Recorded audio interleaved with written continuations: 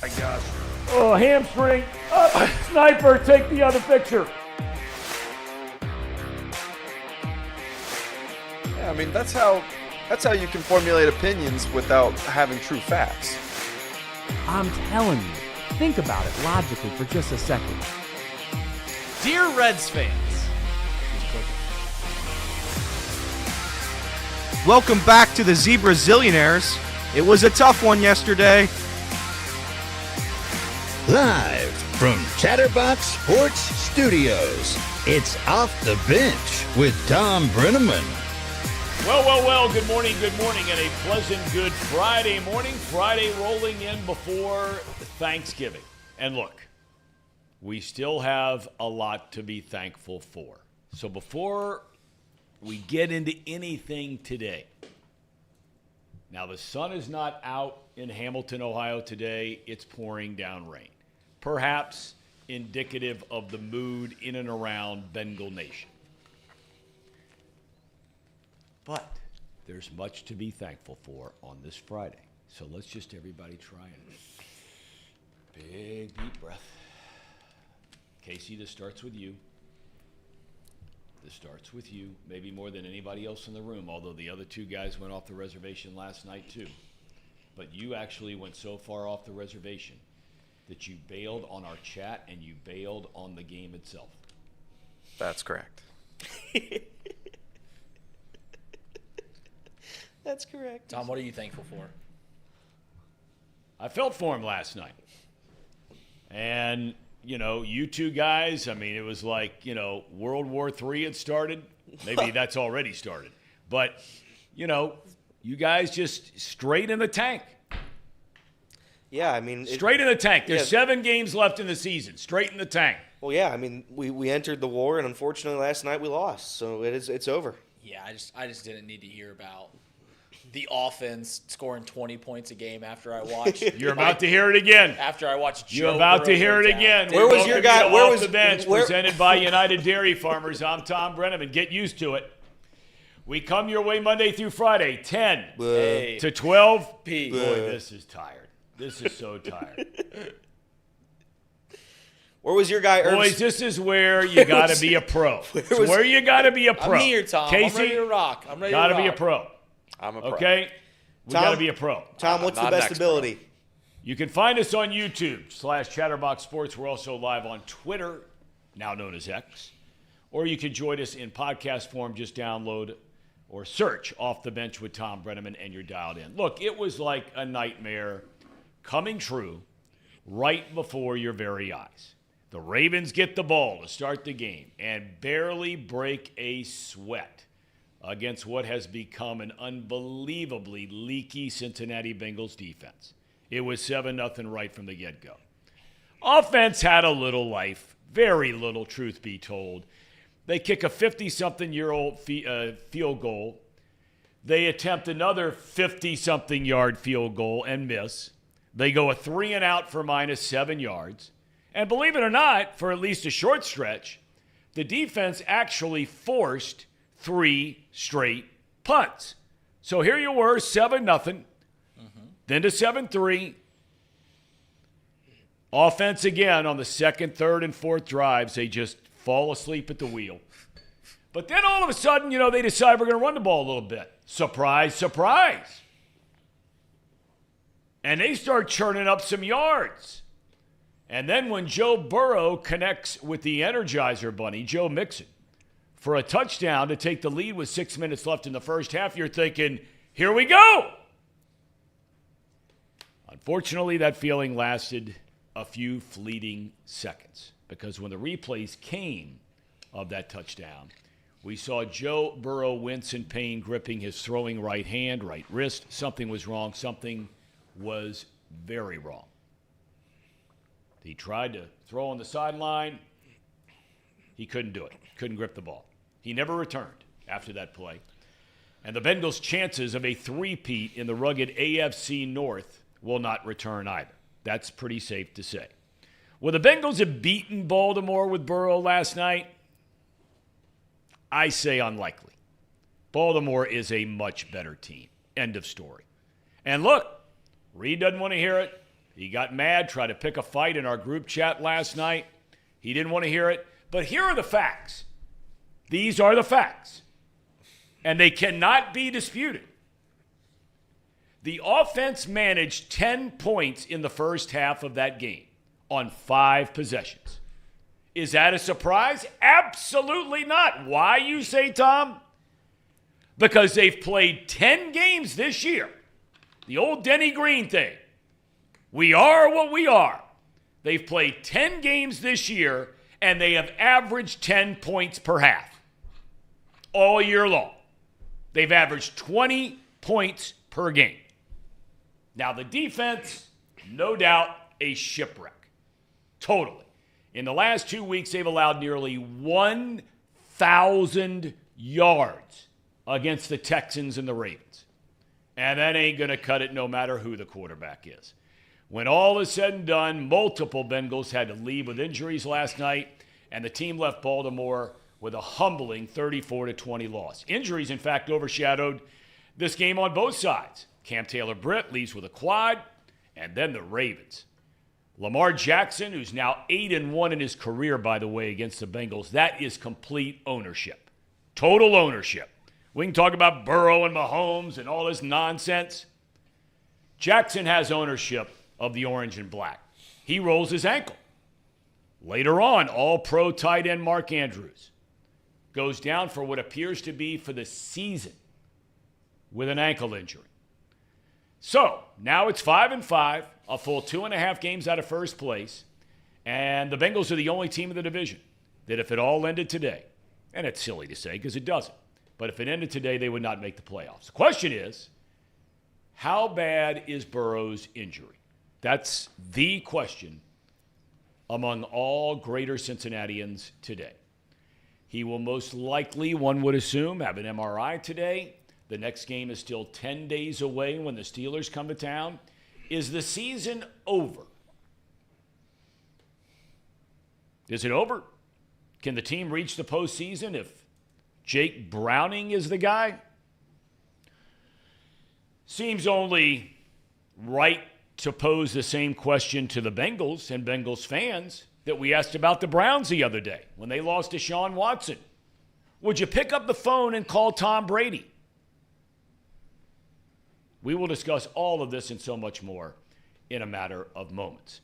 Speaking of Pittsburgh, the 6-3 Steelers play the 6-3 Browns in Pittsburgh Sunday. Cleveland has its own quarterback problems. We talked about Watson. Dorian Thompson-Robinson will get the start this weekend, not P.J. Walker. The Brownies are going to bring in former Pro Bowl quarterback Joe Flacco for a workout. The biggest matchup in Week 11 was not the Bengals and the Ravens. The biggest matchup is on Monday night. Rematch of last year's Super Bowl. Philadelphia travels to Kansas City. The biggest story in college football continues its odd twists and turns, as Michigan head coach Jim Harbaugh yesterday agreed to serve the Big Ten's 3-game suspension over sign-stealing allegations. Attorneys representing Michigan and Harbaugh had initially filed a motion asking for an emergency temporary restraining order, which was to be heard today in a Michigan courtroom. That's now off. Harbaugh has said, I'm not going to be there for tomorrow's game against Maryland or next Saturday's showdown against rival Ohio State. The Big Ten will end its investigation, but the NCAA investigation will continue. Tomorrow's slate of games. UC, fresh off its Big 12 win, the first one ever, travels to Morgantown to face West Virginia, 2 o'clock tomorrow. Do you have ESPN Plus? Will you be watching that one? There is not a game I will be watching less than that game. I will not sniff that game. If it's on my ESPN Plus when I'm looking at the slate tomorrow, I will turn off ESPN Plus and I will go elsewhere. Okay. All right. New number 1 Georgia heads to Rocky Top for a 3:30 kick against number 18 Tennessee. The Volunteers were annihilated last weekend by Missouri. Number 2 Ohio State hosts Minnesota, 4 o'clock kick. The biggest game of the weekend is out west, no doubt about it. Unbeaten, number 5 Washington is an underdog, believe it or not, in Corvallis against number 11 Oregon State. Baseball, Shohei Ohtani and Ronald Acuna Jr. were unanimous winners of their respective leagues' most valuable player awards last night. It's the first time that has ever happened. As you know, Ohtani is a free agent this winter. Speaking of the Braves, did you see this deal? I mean, it's on page 9. But they traded 5 players yesterday in the first really big move by any team this offseason. The deal with the White Sox brings to Atlanta Aaron Bummer. Now, this was a guy who was fantastic for the Sox for 3 years out of the bullpen. Last year, he was one of the worst relievers in baseball. Terrible. And the Braves send 5 guys, including a former All-Star Mike Soroka, pitcher, 2 other former number 1 picks, and 2 other players to the White Sox for 1 reliever. College hoops. Xavier plays Washington in Vegas tonight at midnight. Kentucky hosts Stonehill. Can anybody here tell me where Stonehill College is? Sounds like an elitist school. Give me somewhere up on the East Coast, Massachusetts. That would be a Catholic school in Massachusetts. Oh. Yes, it would be. A Catholic. You stole your own thunder there. Catholic elitist school. There it is. The most famous basketball name to graduate from Stonehill is, for $1,000. Donald Trump. Mickey the plumber. Mickey the plumber White. I don't know. I think Trump went to Harvard.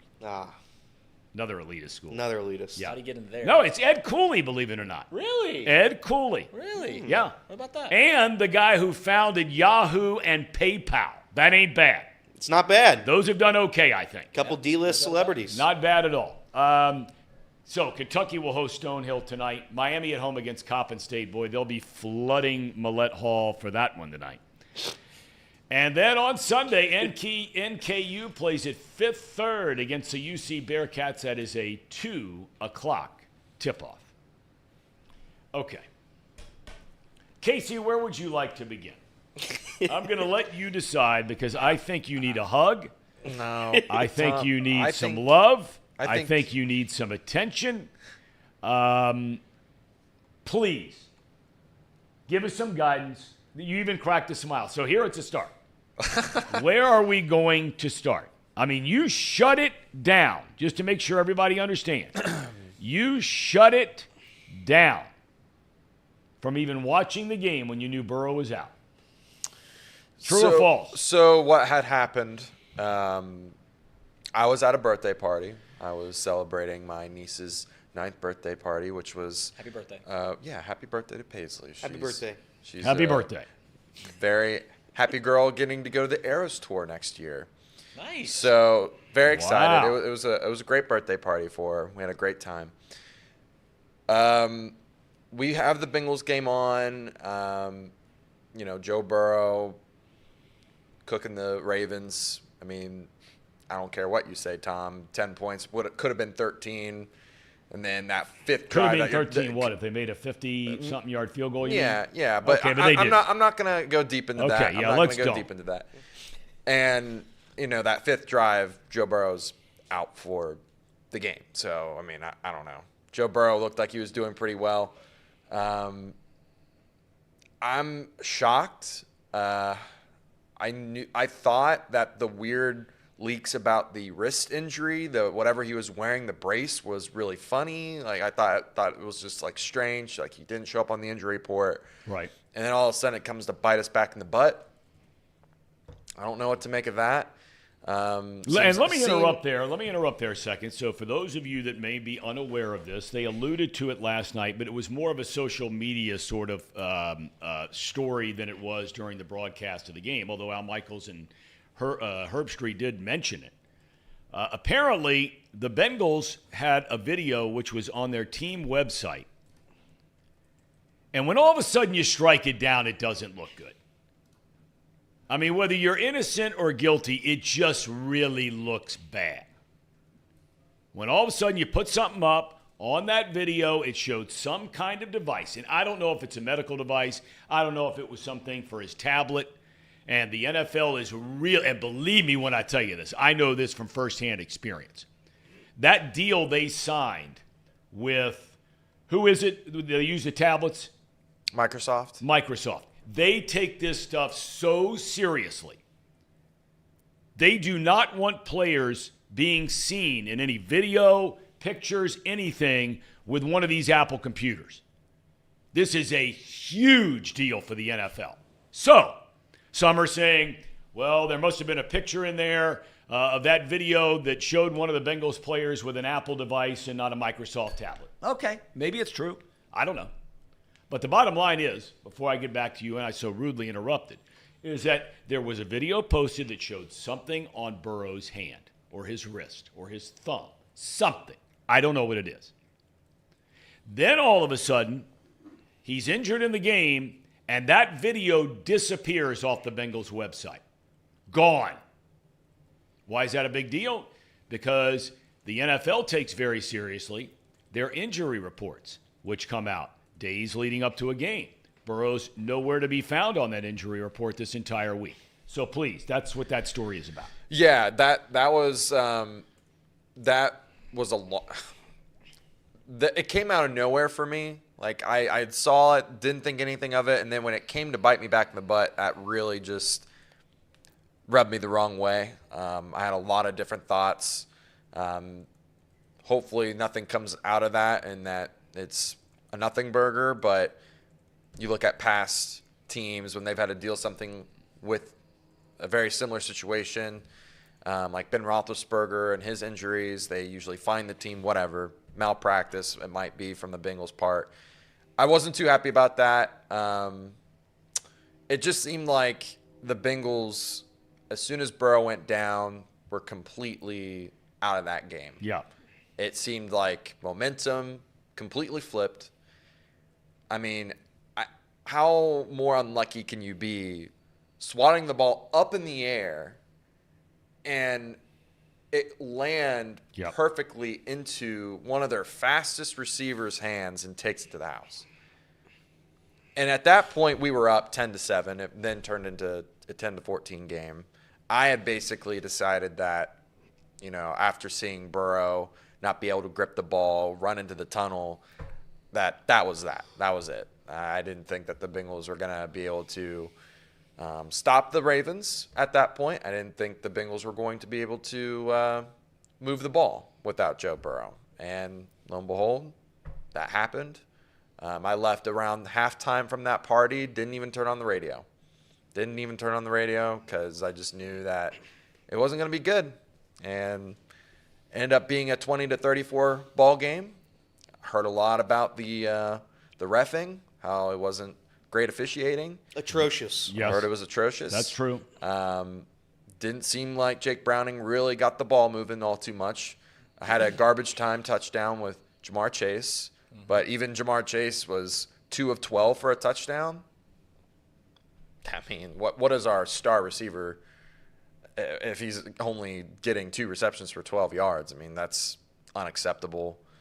Look, there are so many different arteries off this primary vein here, right, where we can go down this road. I have openly been critical for 3 years now of Zach Taylor's play calling. Long before it became chic to question. The guy was walking on water around here. And deservedly so. They get to a Super Bowl. They get to an AFC Championship game. And now here we are in this mess. Stevie Wonder could have seen last night that the one thing the Bengals were ready to do last night and were having success was run the ball. Joe Mixon looked like he was shot out of a cannon every time he touched it last night. Yep. They're blowing people up on the line of scrimmage.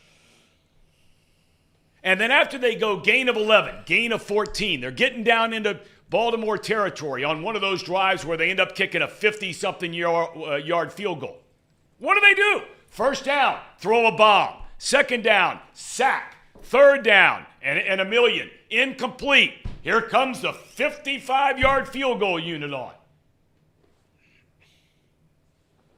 There was a point in time where they were still in the game where Joe Mixon was averaging 8 yards per carry. And it wasn't like he had a bunch of 1-yard runs and a 50-yard run. Every time he touched it, it was 4 or 5 minimum. And broke a couple for 11, 12, 14. It was up the gut, too. It wasn't like they were getting around the edge, or it wasn't like they did something fancy. Right. They were blowing people off the line. Okay, and getting back to what I'm saying, anybody could have seen that they were running it well. Those same people could have seen that every time Burrow was dropping back, it was here we go again. There are guys all over him. Bengal quarterbacks were sacked 5 times. He was getting hit every time he threw it. They don't devise any game play. Completely outcoached by the Baltimore defensive coordinator, McDonald. You didn't even know Jamar Chase was on the team last night. How is it that the Kansas City Chiefs play and Travis Kelce seems like he catches 15 passes every game? He doesn't. But it sure seems that way. You mean to tell me, even in double coverage stuff, they can't get Jamar Chase open? And boys and girls, I got to tell you, and I know we're getting way ahead of ourselves. I started to say it yesterday. Can you imagine this team going forward next year with no T. Higgins or Tyler Boyd? Can you imagine that? Irwin's a nice player. But, I mean, come on, Daddy. Yoshi, he's hurt. Charlie Jones came back for the first time last night. They got dudes that they're bringing up from the practice squad whose only job during practice, 2 jobs, to stay in good physical condition in case you get your chance. So that means being ready. And part of being ready is knowing where you're supposed to be when they call a play. They're having to burn timeouts because guys that they called up have no idea what the hell's going on. None! One of you two guys help me here. Listen, Tom, I think it feels a little disingenuous to suggest that this Bengals offense looked middling with Joe Burrow out there on the field. Listen, both teams had 4 possessions before Joe Burrow got hurt. What did the Ravens do with their 4 possessions? I'm not talking about the Ravens. I don't telling- care about the Okay, Ravens. I can give you exactly what their drives were, Right. and you tell me how this sounds. So wait, hang on. Before you start, 3 scoring because opportunities in all 4 you do is possessions. yell and scream about this stuff all the time. Here is what they did last night. Yep. And you tell me this is a good offense. The first drive, they go 7 plays for 40 yards and have to kick a 50-something-yard field goal. 7 plays, 40 yards. Second possession, 3 plays, minus 7 yards. How we looking? We're up to 37 yards of offense now after a total of 9 plays they've had the ball. Right. They get it the third time. They managed to go 23 yards on 7 plays. Boy, I tell you what, we keep going like we're going. We're going to get to 50 yards over 3 possessions. We're going to get there. And then they have the one drive where they go down the field, 82 yards. I give it up to them. 12 plays capped off by the touchdown. So you tell me how that is good offense. Yeah, in those 4 possessions, they had half of their total offense of the entire game. They had 150 yards of offense their starting in those 4 quarterback possessions. was in the game. Correct. And listen, if we're going to talk about how Jake Browning, I'm sure we're going to get to it later in the show, how Jake Browning looked fine. Yeah, in his 8 possessions, he had the same amount of offense that Joe Burrow had in 4. And if we want to talk about how they looked Wait really a minute. good. Are you actually going to sit here and try to just pawn that off? No, that's you're not gonna the main compare. point. You're going to compare That's not what the the main Bengals point. do on offense with Jake Browning? The point of the matter is Tom, is in the first 4 possessions, they had 3 opportunities to score. In the time when they did score their 82-yard drive, guess how many times they did it through? Guess how many yards of those 82 yards they got in the air? 62 of them. Okay. So 62 of 80 yards are from passing the ball. This offense right, had well- 3 opportunities to score in the first 4 possessions of the game. Who looked better through the first 8 possessions, the Bengals or the Ravens? Because I would certainly argue the Bengals. When Joe Burrow goes down 10-7. Again, I'm not going to argue that. You are This is like one of those things where, like, Michigan says, well, everybody else is doing it. We're not talking about the Ravens on offense. Because if you want to talk about the Ravens on offense, at the end of the day, they scored 30 points and had 410 yards of offense. Right. So if you want to talk about them, we can talk about it. The Bengals on the 4 drives with Burrow in there, they had 100 passing yards. 100. Yeah. Okay. That's an average of 25 per possession. Do you think the Bengals would beat anybody if you gave them 20, knowing how they don't run the ball? If you said the Bengals on 4 possessions the rest of this season, would you sign up for that document that says on every possession they're going to have an average of 25 passing yards? If you give my offense you didn't answer 3 my question. opportunities to score, you didn't answer my question. Let's flip this other way. Well, hang on a second. Answer this and then take yours. No. You would. Of course you would. But would you take an opportunity to score 3 out of every 4 possessions? Yes. Okay. I would. But the bottom line is they didn't score on 3 out of 4 possessions. They didn't. They scored on 2. And they scored 10. And they averaged 20 per game. I mean, those it's like walking a straight line. It's the same thing. They had 4 possessions. They averaged 25 passing yards per possession. They scored 10 points. And this year they averaged 20.2. Which there are only 5 teams in the NFL scoring fewer points per game than this alleged juggernaut on offense. It's 10 games now. They're averaging 20 points per game. And you give me every excuse in the world. Burrow's calf. Right. They had a nice stretch. Now all of a sudden, he's hurt for the second half. You give me all that. Give me all you want. The Browns haven't had their starting quarterback for over half their games this year, and they're 6-3. They're 6-3. That's all I know. The Steelers have arguably one of the 3 worst quarterbacks in the NFL. They're 6-3. In fact, Kenny Pickett probably averages more than 25 yards passing per drive in some games. They've been outgained every game this year, and they're 6-3. And once again, it feels disingenuous to bring up the Bengals season-long stats when we know for the first 4 games that wasn't the Joe Burrow of the past few years. He wasn't moving. He was hurt. He was hurt. And since he's looked healthy, this offense, I would argue, and a lot of people would disagree with me, but I would argue this offense has looked very good. As I've pointed out multiple times, in the 5 previous games before last night, they've averaged 27 points a game, which would be good for top 5 in the league. The reason that people think this offense is good, Tom, is because it has been good. Last year, top 10 offense. 2 years ago, top 10 offense. And when Joe Burrow has been healthy this year, it's been a top 5 offense. So that's why we talk about this offense all the time. Those are stats. You want to throw out stats, those are stats. And again, I will ask one simple question. What in the hell does last year or the year before have to do with this year? Okay, then the past 5 weeks. It has nothing to do with it. The past 5 weeks. Nothing. It's completely irrelevant. Every game is a game-by-game situation. And when you add them all together, you are what you are. You are a team which averages 20 points per game. And you are spending a king's ransom on the offensive side of the ball. May I? Please. Listen, what Tom is saying is absolutely correct. This offense has not been good all year. I get what Reed's saying, but let's be honest here. Against the Seahawks, they had one good drive, fell asleep. Against the Browns, they no-showed. Against the Titans, they no-showed. Against the Cardinals, they had a lucky pick 6. After that, they look good. 49ers, they look phenomenal. 49ers game, they looked the best they've ever looked. Bills game, they looked okay. Didn't do a single thing in the second half, but they did enough to win in the first half. The Texans, if we want to sit in here and say that they played good against the Texans, you can go ahead and do so, but they had the last 5 minutes and they had the first 5 minutes. Other than that, they didn't show up to the game. Zach Taylor in the offense has struggled this season. I get it. It's because of Burrow. That's a valid point.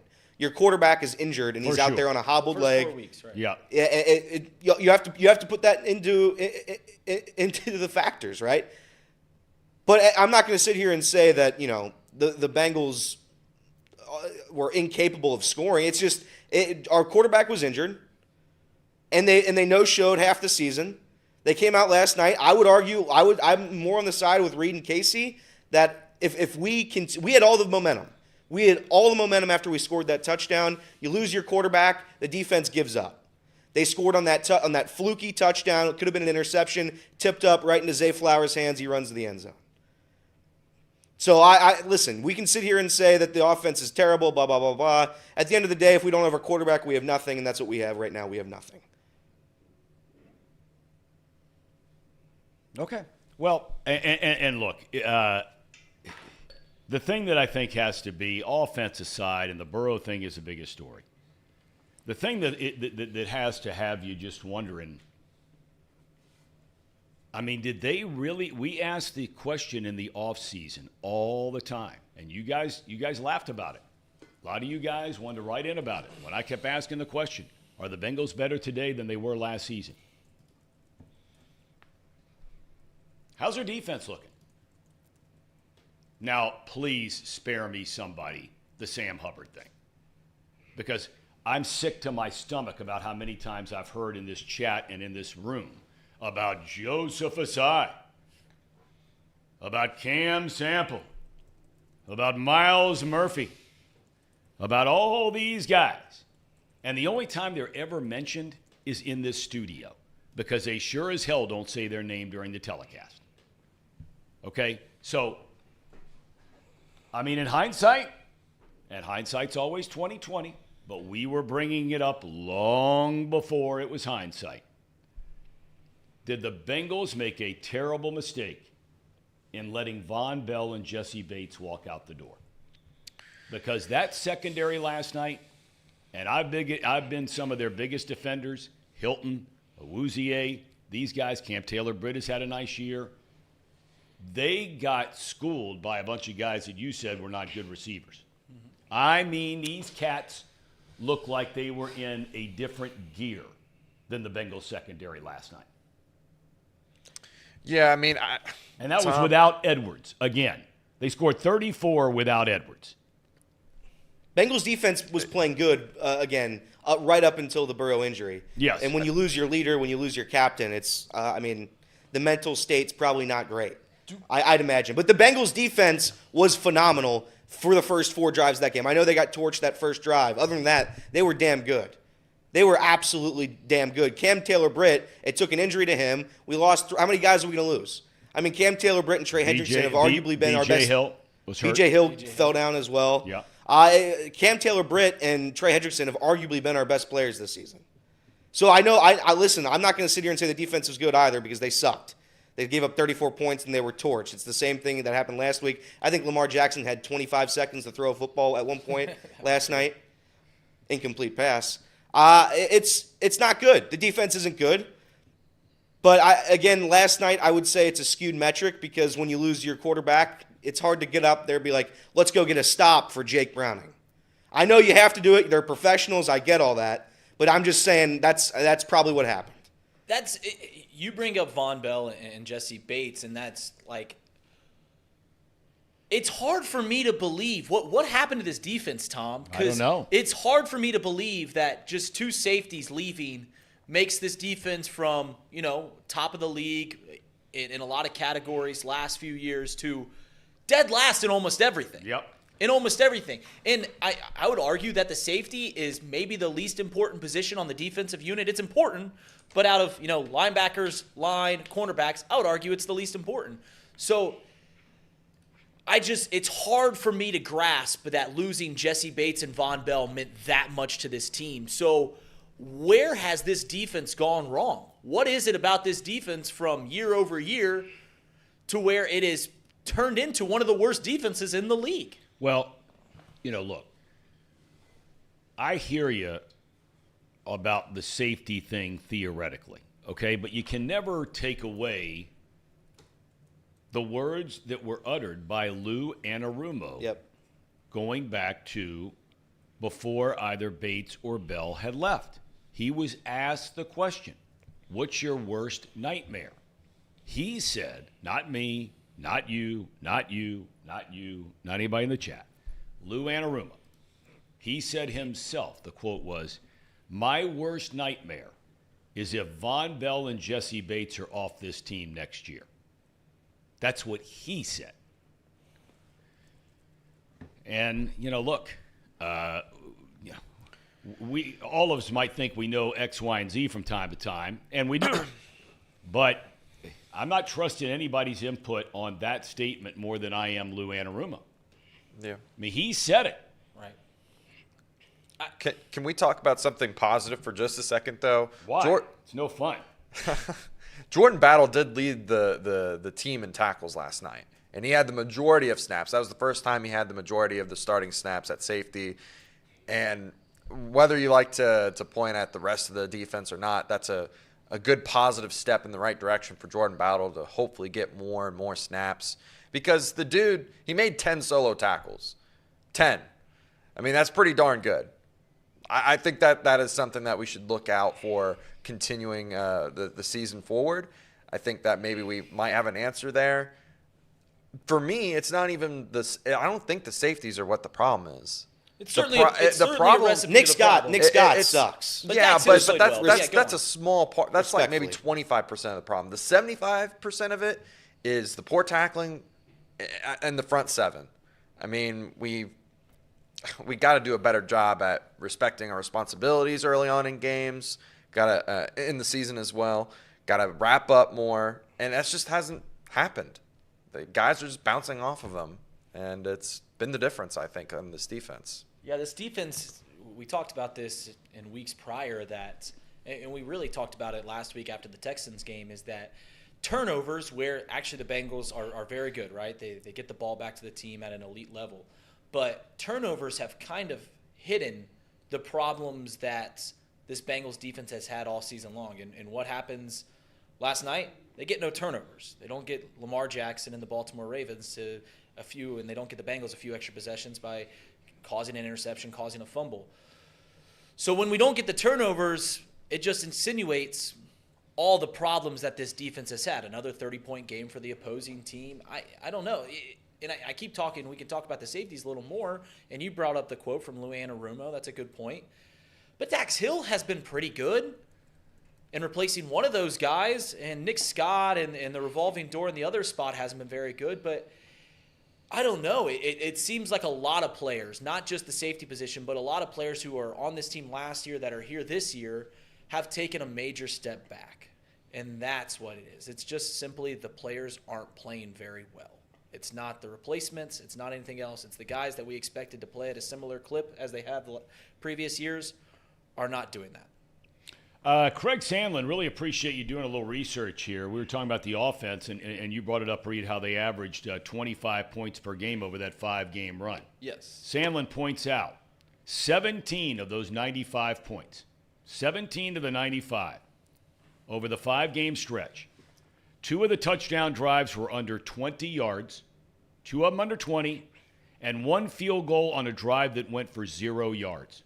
That's 17 of the 95. Now, my math stinks. So that's 78 points now divided by 5, and right? One of them was a defensive touchdown. Okay, so let's now drop to 71 points over 5 games. Tom, why are you using facts to belittle my point? That's no fun.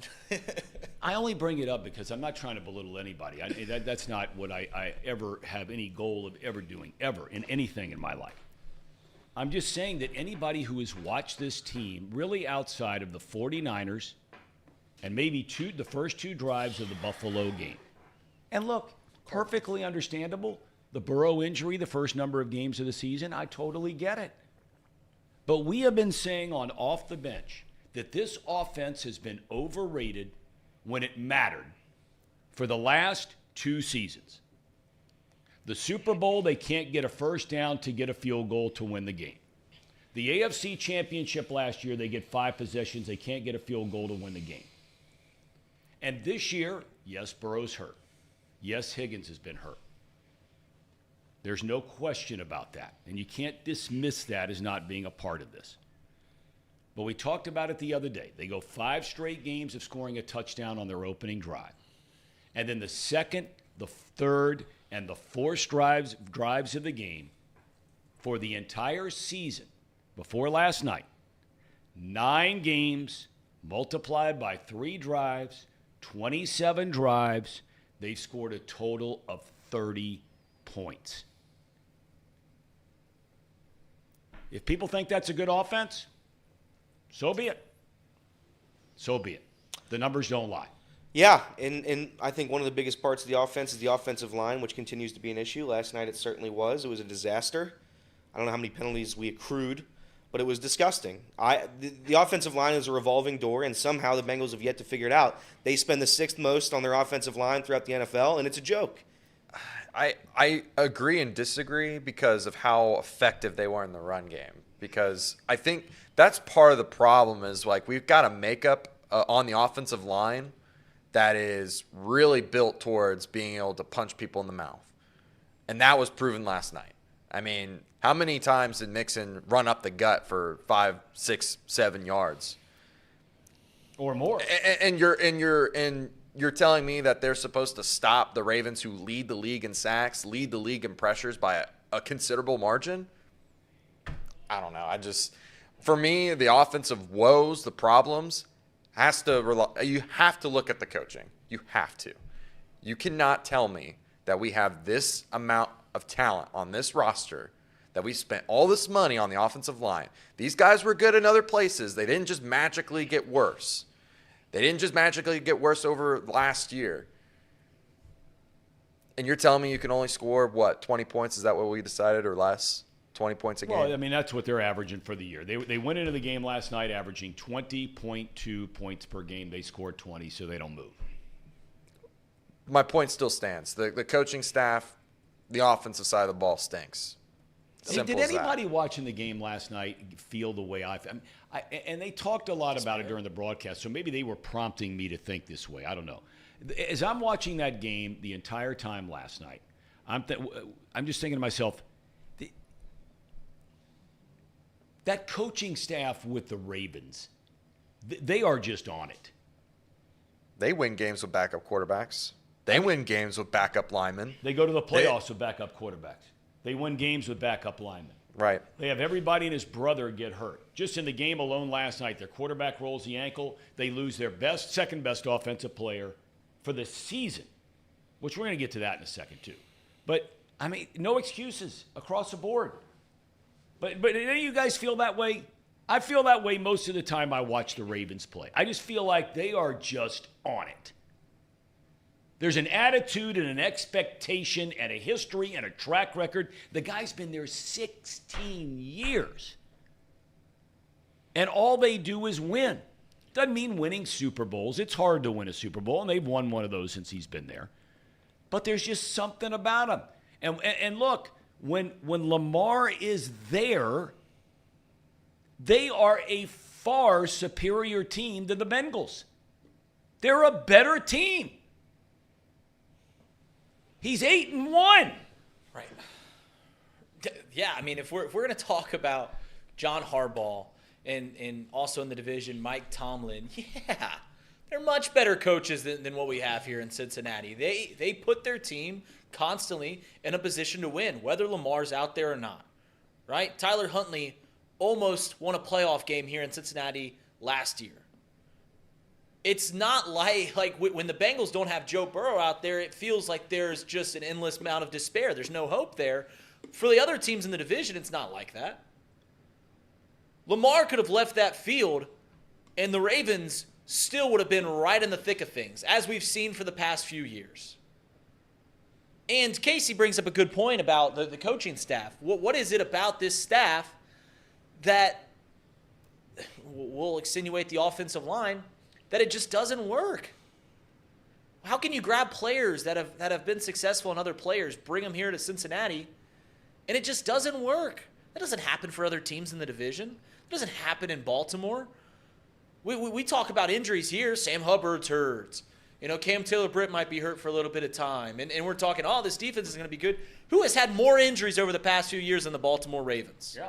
Nobody in the NFL. No. I mean, last night they went out, their best defensive back did not play. Their best offensive lineman did not play. And in the first quarter, they lost their second best offensive player. I mean, think about that now for a second. If the Bengals went into the game last night, or any team on any given week, okay? And the quarterback rolls his ankle during the game, and they had the warm-up loosening up on the side in Huntley again last night, right? So, I mean, think about any team that goes into the game.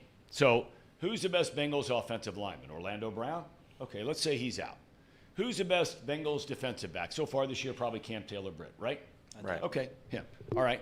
And then their best offensive player after Burrow is Chase, right? So let's assume for a second the Bengals started that game last night, even if they were playing at Paycor, against any team in the league, especially somebody like Baltimore. Can you imagine them starting the game last night without Orlando Brown, Cam Taylor-Britt, and in the first quarter losing Jamar Chase and not having him available the rest of the game? And having your quarterback having to play the rest of the game without question far less than 100%. How do you think they do? Not very good, right? They would get the doors broken off, right? Blown off, whatever the saying is. I'm at a loss for words today.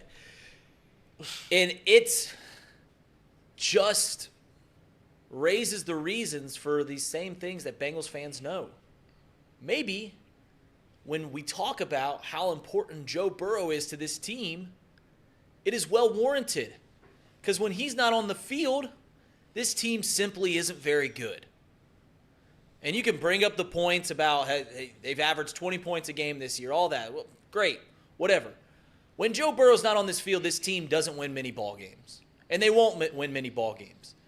I don't know if it's the leadership quality that he brings. I don't know if if they just lose all hope as a team, as a unit when he's not on the field, which I would say that's terrible coaching if you allow that to happen. But simply put, if Nine's not out there, this team isn't very good. And we'll see that if he's going to be gone for an extended period of time. And this is why you invest in a good backup quarterback for reasons like this. It's the NFL. It's impossible to stay healthy.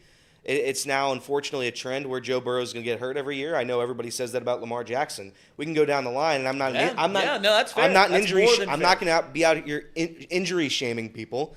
But we've now seen Joe Burrow get injured every single season, and maybe last night or last year with the appendicitis, you don't count that. That's fine. I'm just saying at this point it's become a trend, and it sucks to say, but that's what it is. It's statistically accurate that he gets hurt.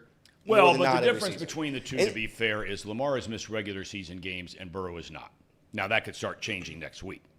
But Burrow's injuries have occurred in training camp. Whether His it was rookie year, he missed time. Well, yeah, I mean, that's an ACL. You're done for the year. But I'm just saying that, but since he's taken over, been the guy, they've had a good team around him, he has not missed any regular season games. He played hurt earlier this year. But you're right. I mean, the last 2 years, bad luck. Appendicitis, calf this year, coming back from a knee the year before that. It is what it is. I mean, some of you here in the chat, and look, I respect very much your opinions. Yash pointing out that they won this year without T. Higgins. They did?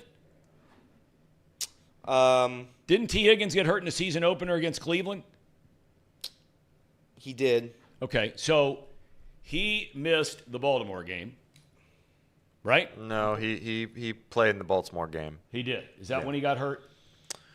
I'm not sure exactly when he got hurt, but okay. Well, he was out last week and they lost. He was out last night and they lost. Okay. Yep.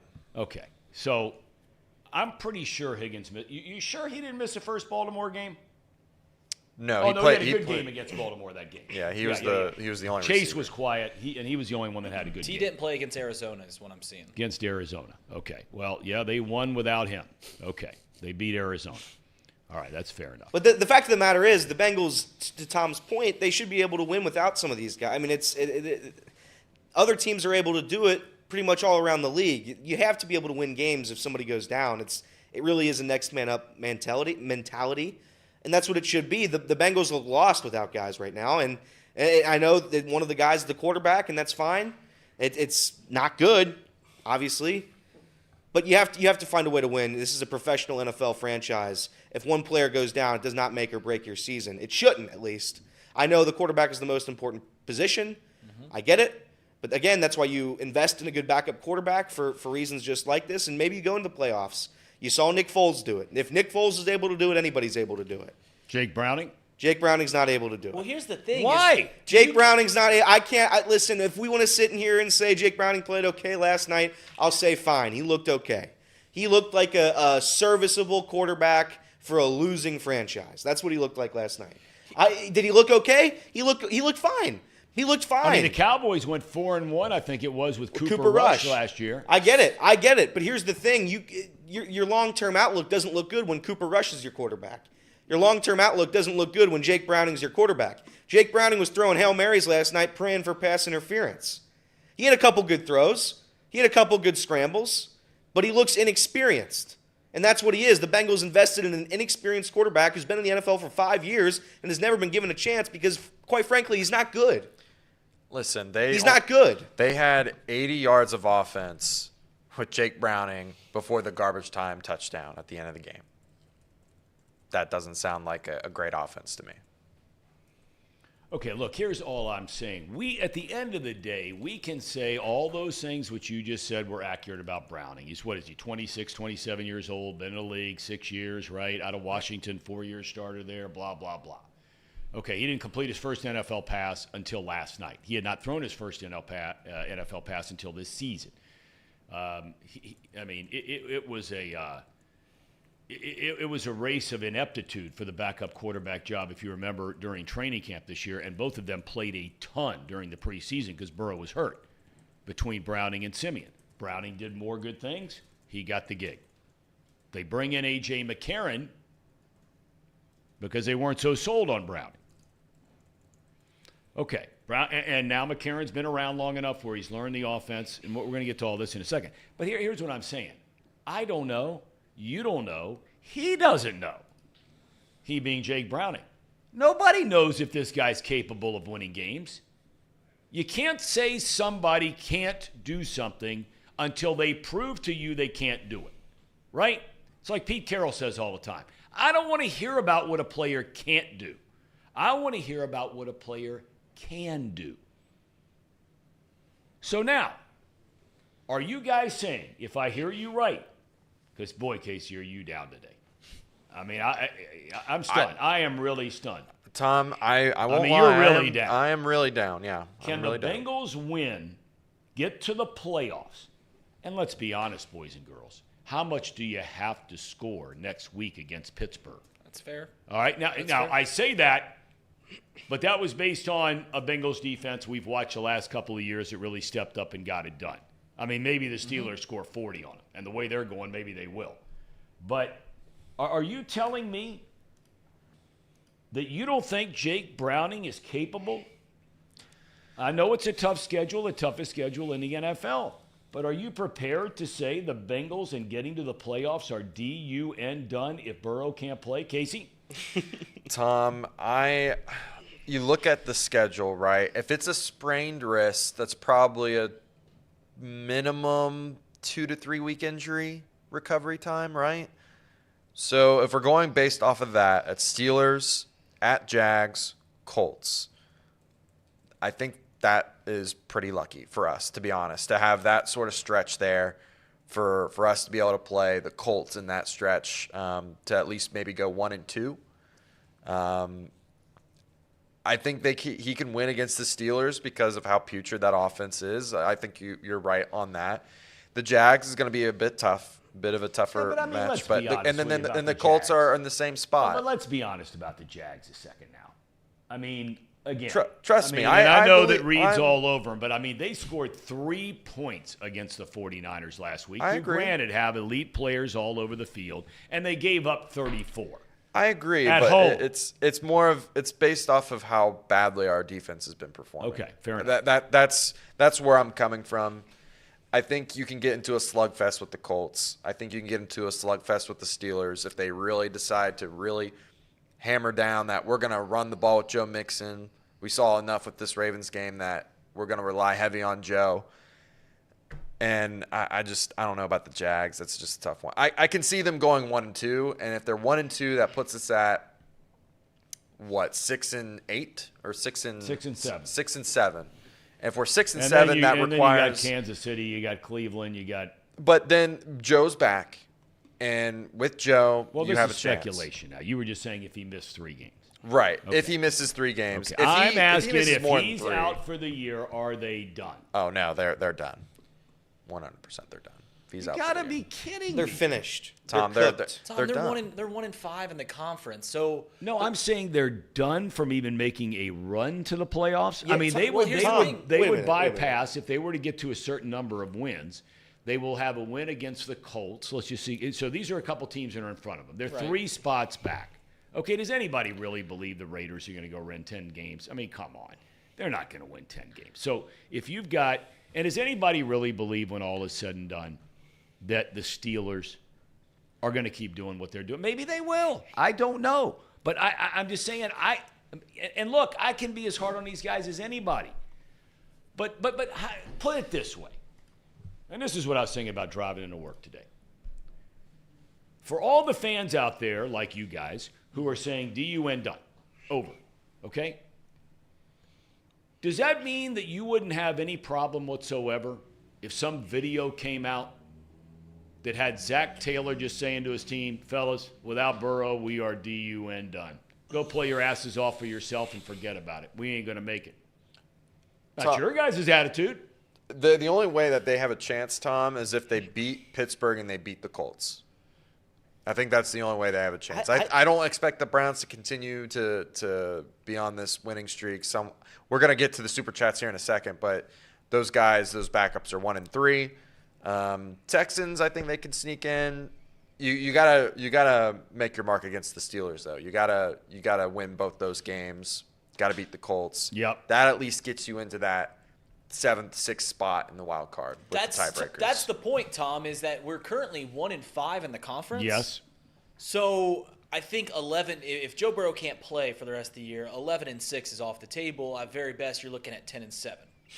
And does 10-7 get you in the postseason Don't when know. you're already 1-5 in the conference? It's a good question. Because head-to-head would be your only chance of winning tiebreakers over them. So you'd have to win a game against the Jags and hope that they fall off and that they're 10-7, so you have their head-to-head over them, or the Colts go 10-7, so you have the head-to-head over them. But if it's head-to-head against teams in the division, your only chance there would be to go up against the Steelers and beat them twice and say, all right, we beat them twice, because if you do conference and divisional record, we won't have a better record Right. than them. So it seems very likely that 11 wins is really the true path to the Bengals to the postseason at this very moment. Tom, you've spent the first 45 minutes of the show criticizing the offense, criticizing the defense. Yep. Both fair. How does any of that improve with Jake Browning under Well, center? because and not only that, you think I do at least. I think the offensive line's been terrible this season. Wait till you see it with Jake Browning under center. Well, it's not going to get better when they realize they can blitz him to all hell, and he's going to force to turnover after turnover. Well, look, I think you need to now. This is where we're going to find out what Zach Taylor is truly all about. That's true. The best thing in the world is if you're a head coach and you have got the elite guy, whoever that is, right? Harbaugh looks a hell of a lot better with Lamar Jackson in there. Zach looks better in there with Joe Burrow in there. Everybody looks better in there with their guy in there. Franchise guy. I mean, Andy Reid. How would he look without Mahomes? Okay? Well, how'd he look? Last year in the AFC Championship game, what was that cat's name, the veteran that took over and took him 95 yards for a Chad touchdown? Man of Michigan. You got it? Yeah, that's a miracle in and of itself. But he stole their signs. So, but look, here's the deal. When people in the chat are sitting here saying, hey, Tom, what are you drinking? Tom, backup quarterbacks don't win in the NFL. I'm not saying you want to make a living off of it, but hold on a second. We just said a little while ago, the Ravens got to the playoffs last year and didn't have Lamar Jackson for the entire second half of the season. And were it not for a Sam Hubbard 99-yard return on the goal line, they would have beaten the Bengals in the playoffs last year with Tyler Huntley, who didn't even start the last game of the regular season, if you remember, against the Bengals. We just talked about Cooper Rush. Dak goes down, broken thumb. 4-1 for the Cowboys. P.J. Walker this year is 2-1 for the Cleveland Browns. I don't think it is beyond comprehension that knowing 2 of your next 3 games are against the Colts and the Steelers, and even for that matter, the Jags, but they're better than those other 2. I don't think it's beyond comprehension that you alter your style of play. You do a lot more of what we saw last night when they were running the ball. You have to now become a different offense. It doesn't mean you forget about Jamar Chase and you get Higgins back and all these guys, right? But just think about, in a positive way, the alterations they've made since me and everybody else was ready to throw everybody that's in the tight end room out on the street. Their tight ends all of a sudden look like they got some serviceable guys in there. No doubt. This Hudson all of a sudden looks like he might be a pretty good player. He looks every bit the part of Hayden Hurst right now. Yeah. Every bit the part. CJ's on there. And they didn't have a guy that had 2 catches in a game this year. So all I'm saying is, even if we just look at that position, and it's not as important as the quarterback position, but if all of a sudden they say, boys, we're going from 65-35 pass run, and now we're going 65-35 run pass. You're going to get Browning up under center. You're going to bring in an extra tight end, and you're just going to try to start mauling people. And even the first play last night, if you remember, the first play that Browning came into the game last night, what did they do? Ravens think they're going to run the ball. Here comes this guy, hadn't played in the league, blah, blah, blah, blah, blah. Great play call. I'll give it up to Taylor. What do he do? He fakes a handoff like they're going to go left, and all of a sudden he shifts gears and rolls right. They get him out of the pocket. 8-yard gain. Boom, first play. I still think one of the single biggest plays of last night was what if Irwin catches that ball last night where they overturned it? That would have kept a drive alive on a 3rd down. Sure. And now all of a sudden they're inside the 35-yard line. Right? Sure. Okay, so I'm just saying there were some things that now that Zach Taylor and Brian Callahan, they have a week and a half to shift now the philosophy of the offense. You're not going to start changing personnel. You're not doing that because you got good players. And you just say to the offensive line, fellas, you probably get tired of trying to pass block, and quite honestly, you ain't doing too good at it. So let's go start mauling people. That's the way all the other teams are winning in the AFC North. They're mauling people. Yeah. You remember a couple years ago when we played the Steelers on Monday Night Football and Ryan Finley played? The Steelers were, I think, had the best record in the NFL. Remember that game, Tom? Yes, I do. One thing that they did, they used Ryan Finley's athleticism. Yep. And they ran a lot of college-style zone reads. I don't know if you remember that, but that was kind of the MO of the Bengals that night. They ran zone reads, and that's what they like about Jake Browning as a backup is they like his athleticism. We saw him rush for 40 yards last night. So is there ways in which the Cincinnati Bengals can craft and fool an NFL defense for a week or two? Sure. Their 2 weakest opponents looking forward are probably the Steelers and the Colts, who are the next 2 teams on the schedule. So can they scrap and muddy up a game and win in the NFL? I haven't seen it yet, but I'm not putting it off. I'm not writing it off, right? So you're the only one on record in this room as not writing off the season. Is that what you're telling me? No, that's not what he said. He said they can win a game, which I agree. Jake Browning can win a game against the Steelers. They can muddy up a game, and if Joe Burrow it's comes back in 3 weeks. Minshew and Kenny Pickett. The Bengals aren't going to lose out. I want to make that very clear. Jake Browning is capable of winning an NFL game. Jake Browning's not capable of winning a Super Bowl. No, I didn't say that. But that's why you play. But that's why we play this season. We know that in theory, but now you have to alter your expectations. I'm asking you, okay, on a scale of 1 to 10, 1 being DUN done, 0 being DUN done, 10 being they make it. If they have to play, let's just call it the next month. No, I just want to ask a question. If they have to play the rest of this season with Jake Browning, what are their chances of making the playoffs? 0 would be none. 10 would be they make it. What would they be for you? A 1. Okay. I would give it maybe a 2 or 3. Okay. Casey? Yeah, Tom, I'm going to give him a 3. 3. It can happen. It can happen. It can It's the certainly National happen. Football Like League. I said, that scenario, right, of them beating the Steelers, beating the Colts, which they're very certainly capable of doing, gives them a pretty good chance. But they gotta win those games. If they don't win those games, it's completely out of the question. Here's the question, Tom. Yeah. It's like we've come full circle back to about 5 weeks ago. Is that if we hear that Joe Burrow is 60% of a full Joe Burrow, is pretty much banged up just like he was to begin the year. Okay. Are you running him out there? Are you running him out there and trying to keep this season alive? Or are you just saying, listen, Joe, we got a lot of money wrapped up into you for the next 7 years. Let's not make a bad situation worse. We'll let Jake Browning play. Oh, What do you do? I'm running him out there. Okay. But that's for me. He may not want to go out there, and I don't say that in any shot because Burrow's a tough dude and he wants to play and he cares. We all know that. He's a great leader. But, yeah, I mean, if you find a way to steal 2 of these next 3, you come back, he has a chance to come back, and you're a game over 500, and, you'd still have the Steelers again on your schedule. You still have the Browns again on your great defensive teams. That scares you. You got Kansas City on your great defensive team. Scares you.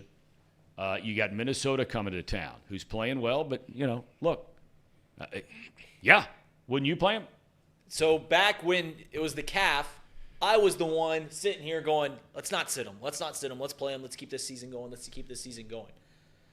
But if it's, we have to play Jake Browning for a couple of weeks, and then Joe Burrow's a banged up mess, I would have to see if we win the next few games. But at this very moment, no, I don't think so, because it seems so unlikely that the Bengals make the postseason with Jake Browning or with a banged up Joe Burrow. Because like I said, they're 1-5 in the conference.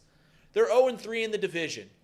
So 10-7, if they get to 10-7, that's where that should be 100% guarantee you're in the postseason. It's not that for the Cincinnati Bengals because they'd have a tiebreaker over nobody, besides maybe the Colts and the Jags or the Steelers. But they're not going to have it over the Browns. Not going to have it. Maybe over Minnesota. I mean, Minnesota aren't they? They're in the NFC. Well, no. I'm just saying you got to play them. That's what I meant. Correct, Yeah, I know correct. what you're saying. Yeah. Go ahead. I was just going to say we do have a couple super chats. I think that's what Okay, Legacy let's was get to gonna them. get And do we have weather today? I can do it if you. I was not going to do it No today. problem. But because we it was will do raining. some sponsor reads. It's raining and it's sad and nothing matters. All right, we have coming up here today. Okay, now look, we're going to move on from the Bengals shortly, but I do want to ask all the guys here and ask you. Because what's good for this guy can be good for that guy. If you found out today that Burrow's done for the year,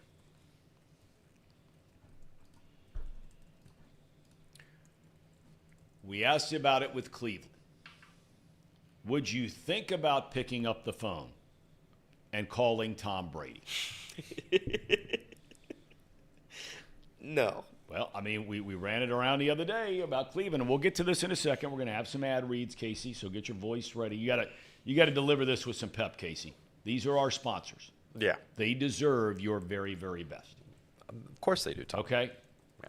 All right. So please take it away. Well- and coming up, we got picks today. Got college to talk about. We're going to talk about the Harbaugh thing a little bit. I don't know what to think about that. Maybe some of you do. All of a sudden, him doing an about face.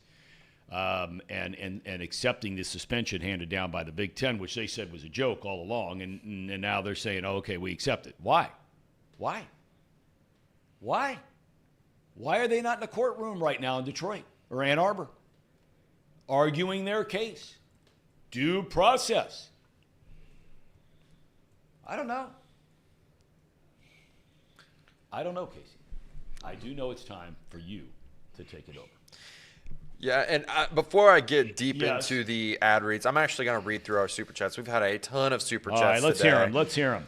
We're going to start with Justin. He was the first super chat of the day. Send Burrow to Krimchek. I'm not going to say that name the way that he spelt it because we Krimchek like did a great Krimchek. job. Love Krimchek did a Krimchek. great job That's on our my guy. wife's leg, so he'll be just fine.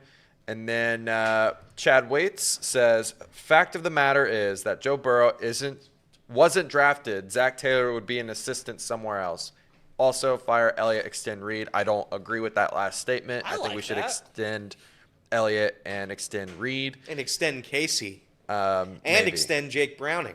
Maybe. Evan Maurer, trade India. I think that one was just for you, Elliott. Ty about James. Yeah, I disagree with. I disagree. What about that? I mean, they dump the news that they want to trade Jonathan India right when kickoff starts on Thursday Night Football with the Cincinnati Bengals. I found that to be strange, especially after there was another report that said they weren't going to trade him.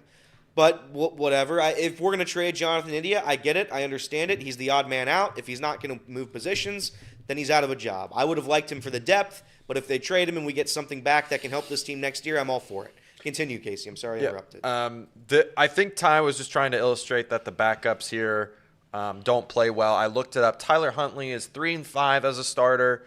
Walker this season is 2-1, but if you look at his career at Carolina, it was not great. So I think we understand your point, though, Ty. Thank you for that $5 super chat. Drew Garrison, I will be at Paycor Stadium in a Jake Browning jersey November 26th. So look out for him. Lovely. That's going to look lovely, Drew. It's going to be really good on you there. Chad, ELE waits one more time. Bring back the red rifle. I think he is currently still playing in Carolina or something to that degree. Would be hot. That'd be an interesting tidbit for us. And then Ben Riley, super chat. The irony is this would force Zach to feed Mixon, in my humble opinion. Also, to quote a great song, "That's life. That's what all the people say." That's life. That's what all the people say. And all this Bengals talk that we've had today is brought to you by Encore Technologies. Encore Technologies provides IT solutions for a data-centered world with the suite of services from mobile computing to desktop to data center, supporting both centralized and work-from-home computing modules to improve efficiency and productivity. Visit encore.tech. The path to innovation begins here. Where does it begin? Here at encore.tech. And I got this Pawnee water bottle right here. Made right here in Hamilton, Ohio. Uses natural limestone filtration, unlike the artificial processing that other brands use. The result is a healthy alkaline water, and some say the best tasting water in the world. You can visit Pawnee Water at PAHHNIwater.com to see where you can buy this great tasting water. And I need to drink a lot of this water after all the crying I did last night. It's fantastic. It's good tasting water, Casey. Yeah, it's great tasting water.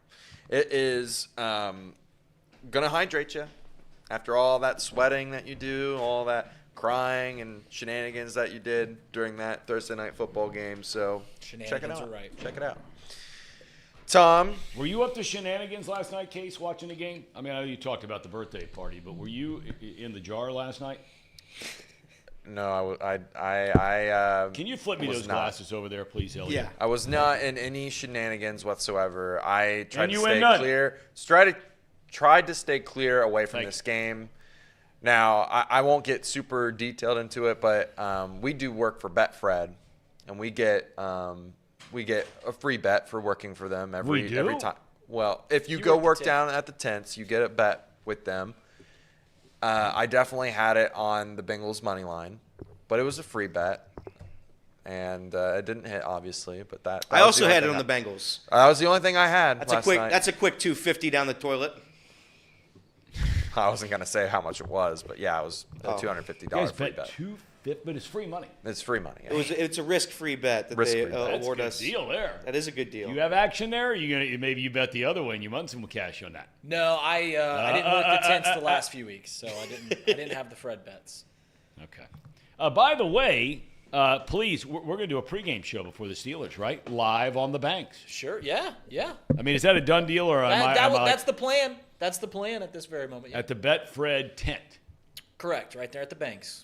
In between, right next to the Underground video board there, and catty-cornered from the Jefferson Social. So we're trying to build the show up, gaining in popularity. I mean, our numbers today are through the roof. Isn't it always kind of funny how when the team doesn't do very well, the numbers blow up? Yeah. It does. There's a lot to talk about today. There is a lot to talk about. You know, a couple of other quick things I want to ask you guys about before we move to some other topics here real quick. I asked, and we don't have to spend a lot of time on it unless you want to. It's up to you guys. Would you call Brady? Would you call him? Elliot, would you pick up the phone? No, You're $12.5 million under the cap. This isn't a serious inquiry. It is Tom. a very serious inquiry. No, I can promise it's you not. right now, if I own the team, and I can't speak for anybody else, I can also promise you if, say, Mark Cuban owned the team.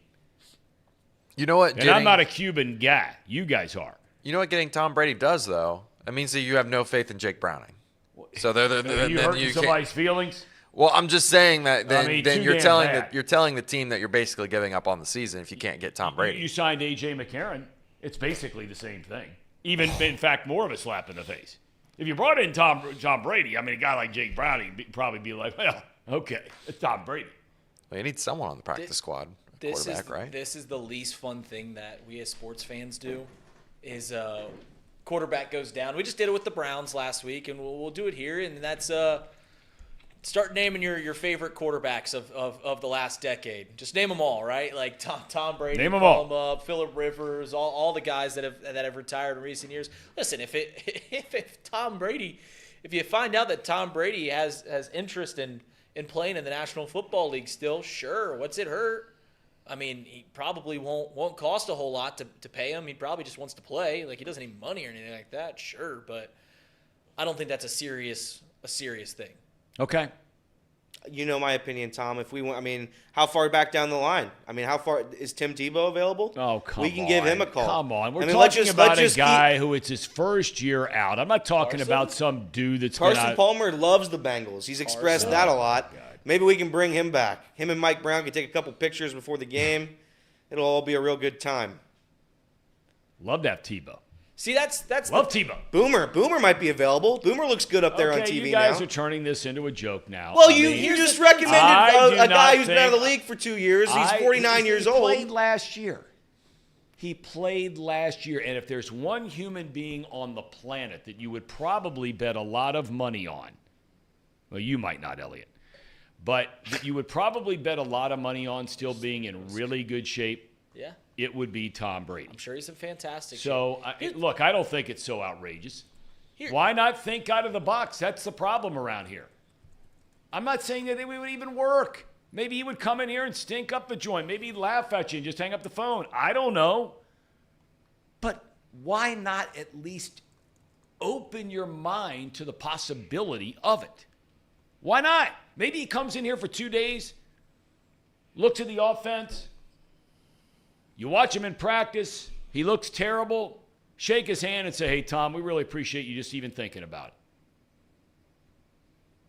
As opposed to, we're all going to sit here and be in the kind of mood that you three guys are in. A positive mood. Of the possibility that now you face the rest of the season with Jake Browning. What would get you more excited? Tom Brady working out down at Paycor? Would you feel better about the games against Indianapolis and the Steelers and all those guys? No doubt. Tom. All right, well then why is it so outrageous to think about? Why?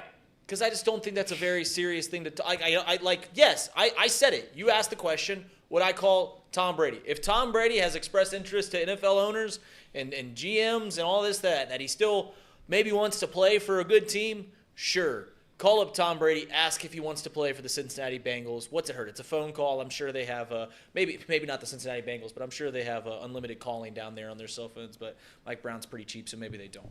Maybe they just pay for the minutes. And after that, we'll call Santa Claus and the Tooth Fairy, and we'll call them all. And we'll see if they want to play next. Tom, what about this team? We talked for the first hour. What about this team makes you believe that putting in a replacement, a former starter, a guy that hasn't played in a year, or guys that have floated around the league, what makes you believe that if they come to Cincinnati, this is a playoff team? It's a bottom defense. That is a fair question. It's a perfectly fair question. There's no doubt you are 1,000% correct in asking that question. And were they a playoff team with Burrow playing at 60%? No. Were they really even a playoff team with Burrow in there? They were 4-1 over that stretch. That's pretty good. Mm-hmm. Okay? But when you're watching their defense, just these last 2 weeks especially, you're going, probably not. But, again, I just asked the question. I mean, it'd be no different in any other sport.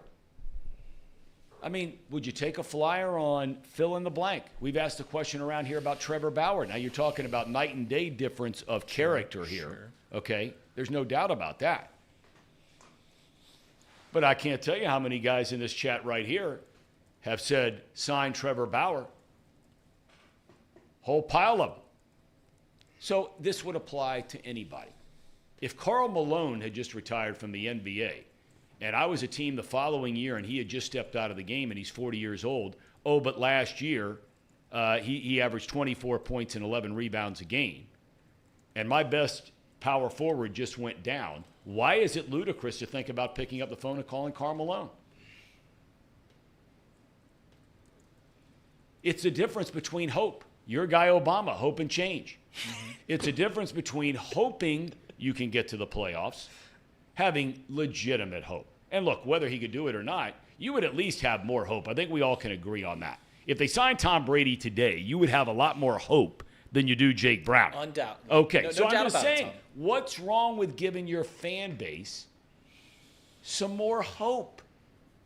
I know it sounds outrageous talking about Tom Brady, but why not a little hope? Because right now, Bengal Nation it is down here. They're the stuff the lawnmower man is mowing right now.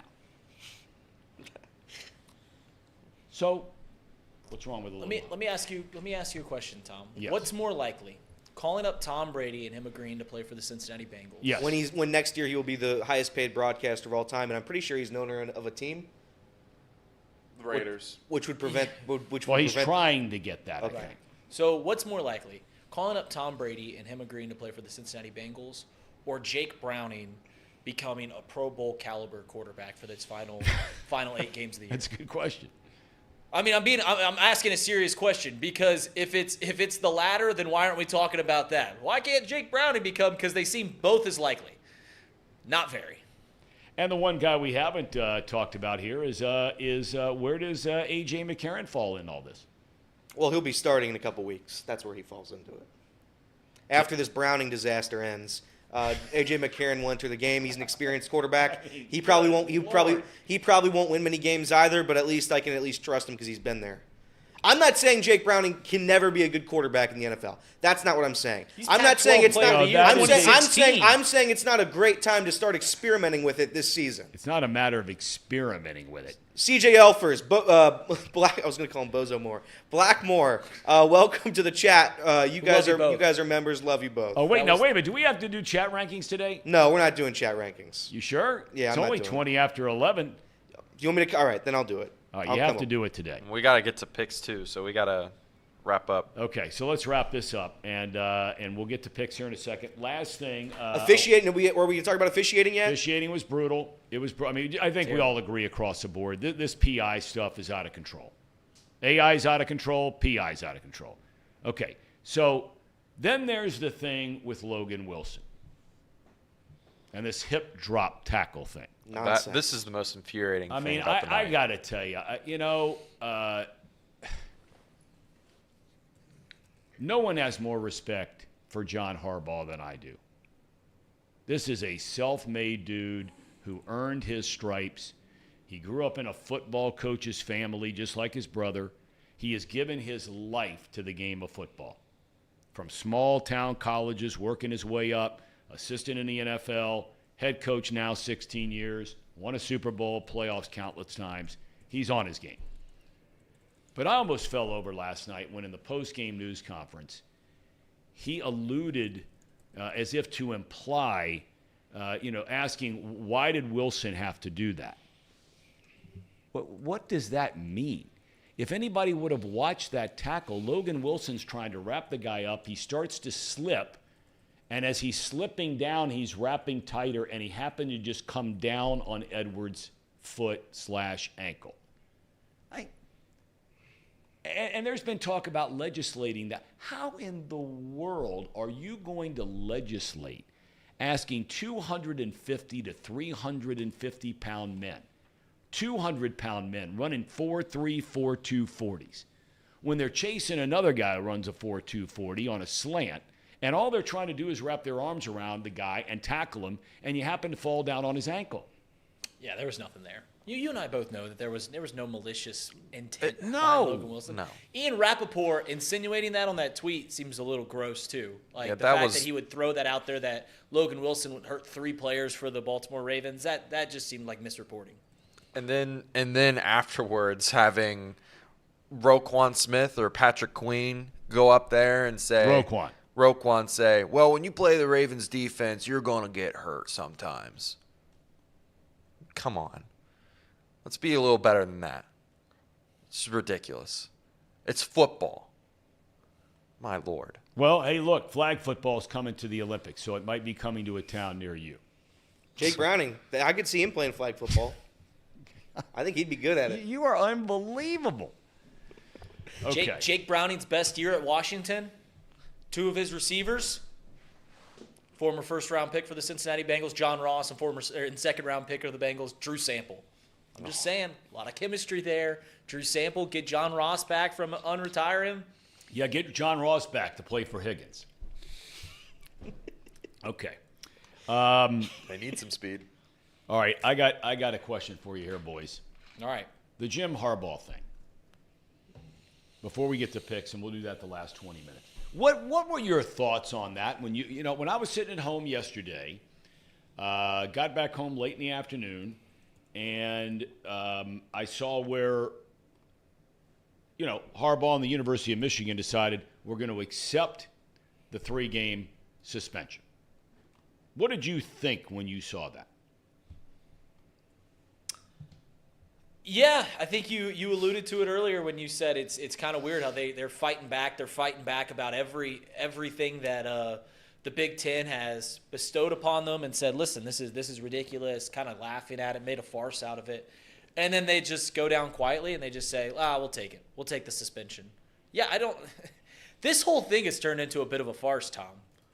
From really the onset of the news breaking to where there was a mob that wanted them to do something about it, and rightfully so, right? There's cheating in the sport. You want to see some repercussions for it. But the way that Michigan has handled it, the way that all the Michigan detractors have handled it, it has really turned into just a giant farce of really serious allegations.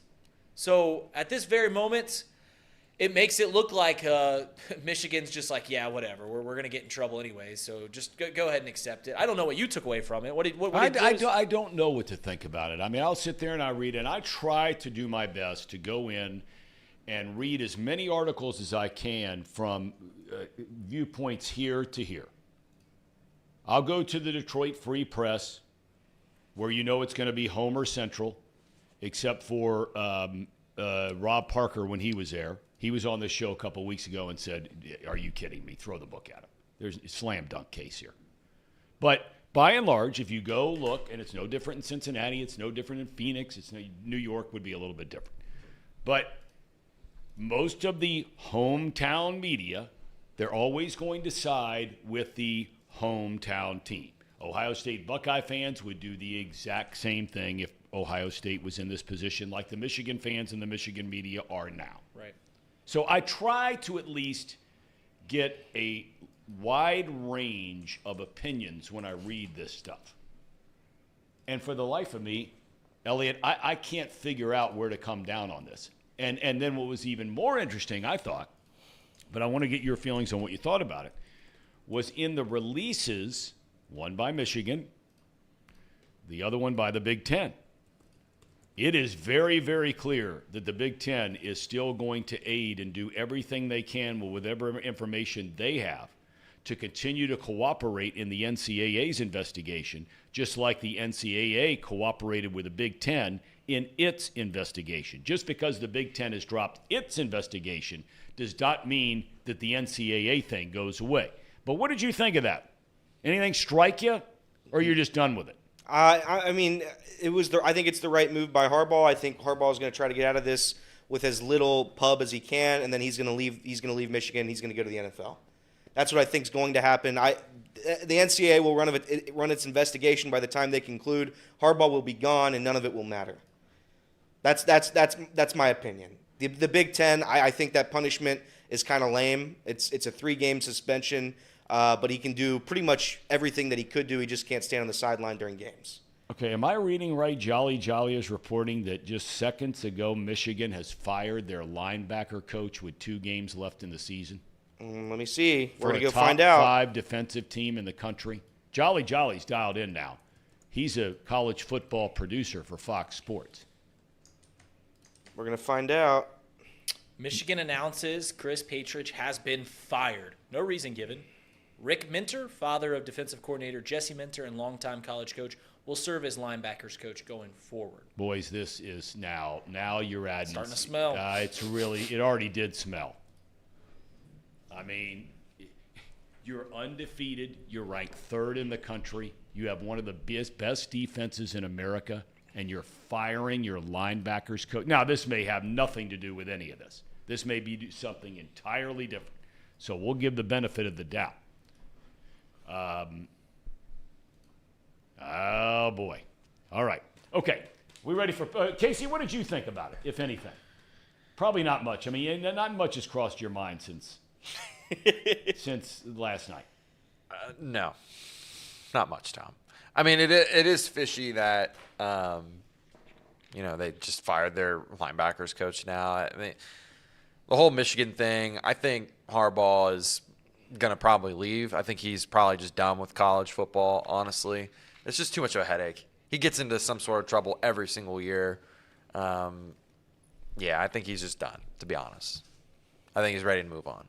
Go back to NFL. The real loser here is Ohio State, because as Michigan's program gets decimated year after year now after all this scandal breaks, that game's going to be nothing and just another easy notch. Well, it was nothing for a decade. It's just another easy notch in Ohio State's belt. Oh, we beat Michigan, but they don't have players or coaches because they just got eviscerated by the NCAA. So that's really the loser for me. Ohio State now doesn't get another quality win. It's just the Big Ten is just a joke. So it's unfortunate, really. Okay. At least UCLA is joining the Big Ten. Yeah, thank God. Yeah. A fan base that is passionate. You saw them all show up to the Rose Bowl in the hundreds. That's true. Hundreds watched that team. I have friends of mine that I told you they go on this football trip every year. They pick a different place, and there's 8 of them, and they go to a different. It's been going on for like 18 years. They are going to the USC-UCLA game this weekend. That's big time. Now that will be at the Coliseum. How many are going? How many guys are going? I think there's 8 of them. I think there'll be 8 of 16. It's kind of whittled down. A couple guys started getting too deep in a jar for a long time, so they've given up that trip. That's the kind of crowd you run with. But the Coliseum will have a big crowd. But you're right about the Rose Bowl. I mean, it's empty. It's hard to believe, and they're saying Chip Kelly's out after this game. Yeah, I mean, they've been terrible since Terry Donahue left there 8,000 years ago. Yep. All right, are we ready for some picks? Yes. Are you ready for some picks? Me? Am I ready? Are you ready? I'm as ready as I'll ever be, Tom. We're gonna do picks. I have one last question about the NFL, if that's okay with you guys. Of course. Do you think the NFL will ever? I know that the NFL is a money pig. I get it. Do you think the NFL will ever go away with the Thursday night game, or do you think that's here to stay forever? That's here to stay. Yeah, it's here to stay. What is it always? I know it always comes down to money, but I'm just saying, at some point, on a short week and everybody's getting injured left and right, at some point something would have to change, right? Or it's just all money all the time. I guess it's all money all the time, and if I'm just saying, Thursday Night Football, it's been no secret that it's been a joke for quite some time. It's usually the worst of the worst play. It's a terrible game. It's a terrible product on Amazon. The Amazon Prime broadcast, horrid. Absolutely horrible. Yep. Why do you say that? Because it's the lagging in and out. It's just bad. It's not good. You don't think Al's good? Huh? Herbie?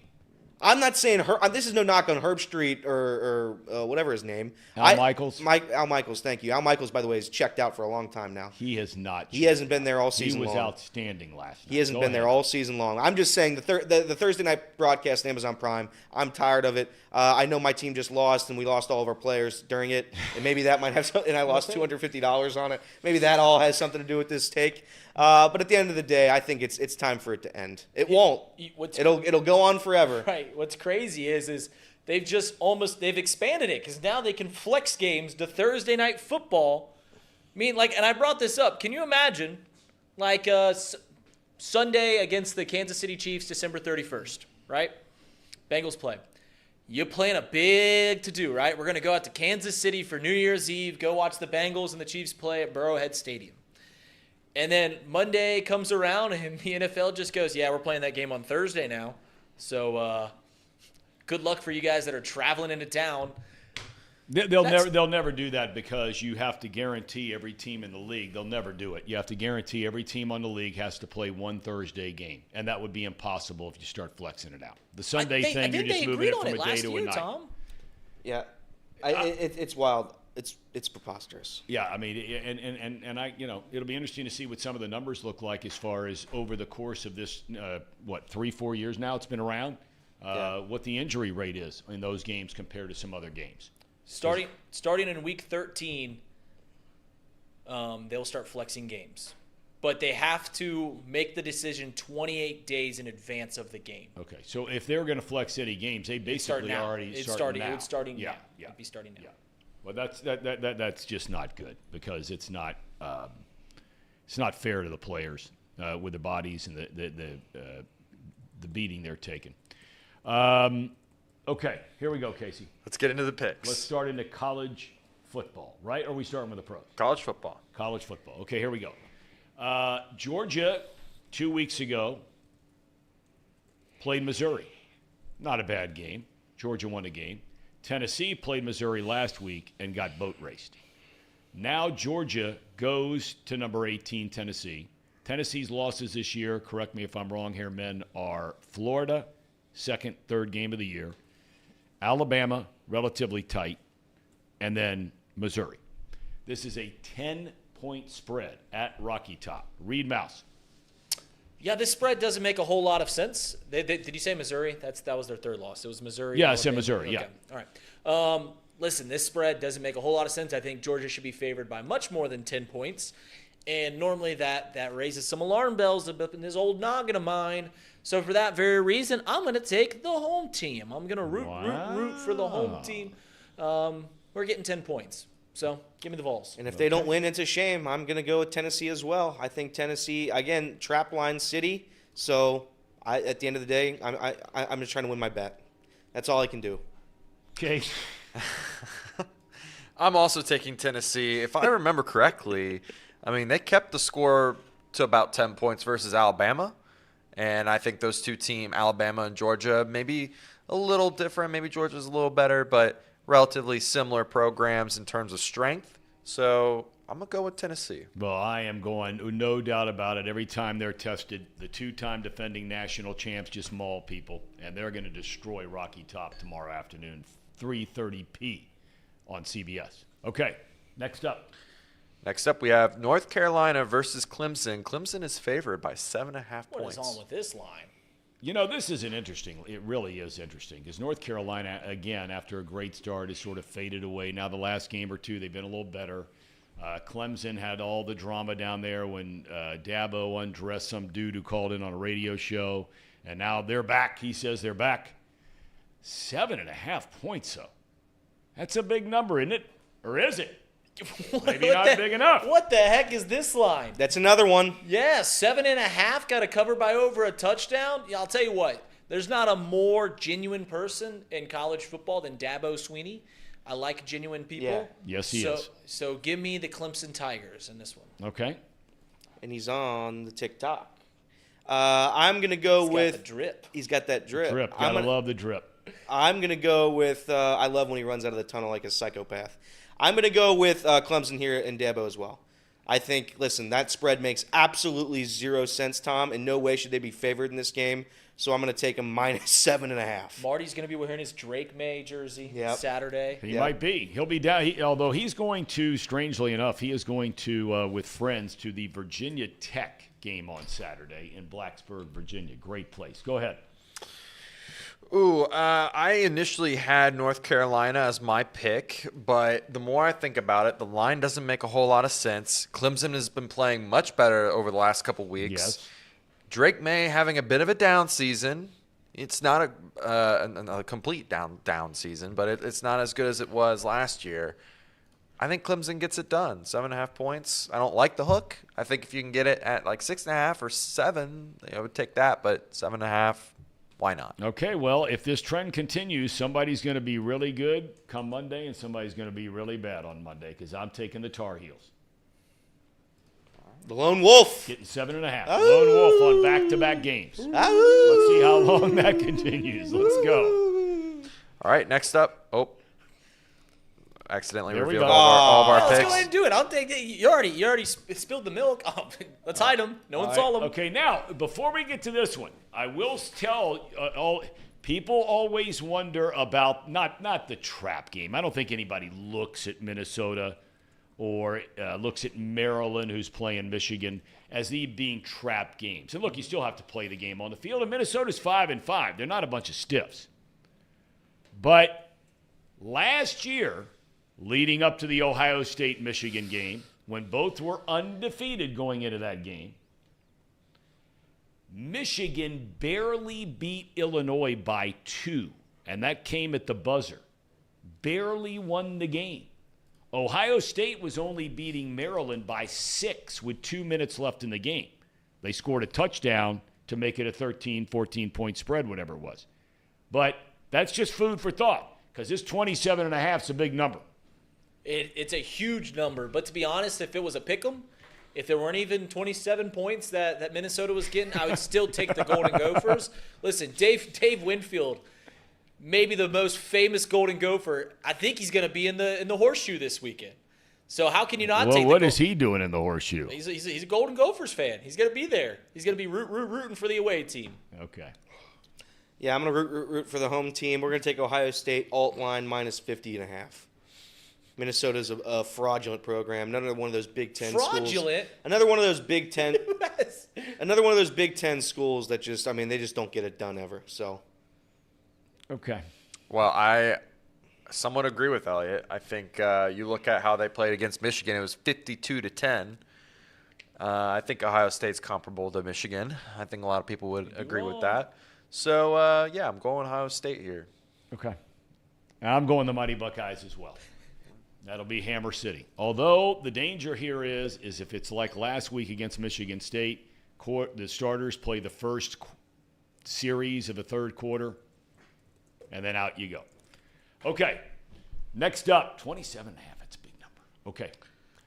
What the heck, dude? Casey you're taking Casey. all of the drama out of this game. Casey I mean, McCollister. what in the hell is going on? Everything else is turned off. I just don't know why those two were turned on. You know what it is, Tom? He's still thinking about that loss last night. You took the words. It just hasn't left his brain, and I don't blame him. Our souls have been ripped from our bodies, and now they're in the hands of Jake Browning. Jake the Snake. Do you like my nickname? I'm calling him Jake the Snake. And every time he gets a first down, Tom, we're gonna hiss at him. I love it. I think Jake Bengal the fans Snake. ought to do that Sunday if he's the guy. I agree. That's a great idea. Let's all hiss at him. Well, and we will spread that word in our show. Yeah. That we're going to be doing live from the banks down there on Sunday. That'll be a pregame show before the Bengals v. Is that Steelers. this Sunday or next Sunday? That's next Sunday. Next Sunday. Not this Sunday. We're going to have a live boa constrictor out there to celebrate. Yeah. No, I don't Jake want Snake. that. I don't want that. All right, go ahead. Where are you here? This is the biggest game of the weekend. It's hard to believe that an undefeated fifth-ranked team in the country, Washington, with one of the leading candidates for the Heisman Trophy in Michael Penix Jr., their quarterback, is a road dog. Right. Road dog against Oregon State, who's only lost twice. I was in college for 4 years, and if there was one thing I've learned being in college for 4 years is that you never bet against the Beavers. So Oregon State's going to cover this one. Yeah. They're going to win this game outright. Washington season's done because the Beavs don't lose on Saturdays. I happen to agree with Readeroo here. I think the Beavers are the most ferocious animal of them all in the animal kingdom, and I think the Beavers destroy them. I don't think the Huskies are very good at mascot. We're going to go with the Beavers. This is just a mascot game. Give me your best Beaver sound. See, our buddy. My best Beaver. That's good. My best Beaver sound is. That's pretty weak.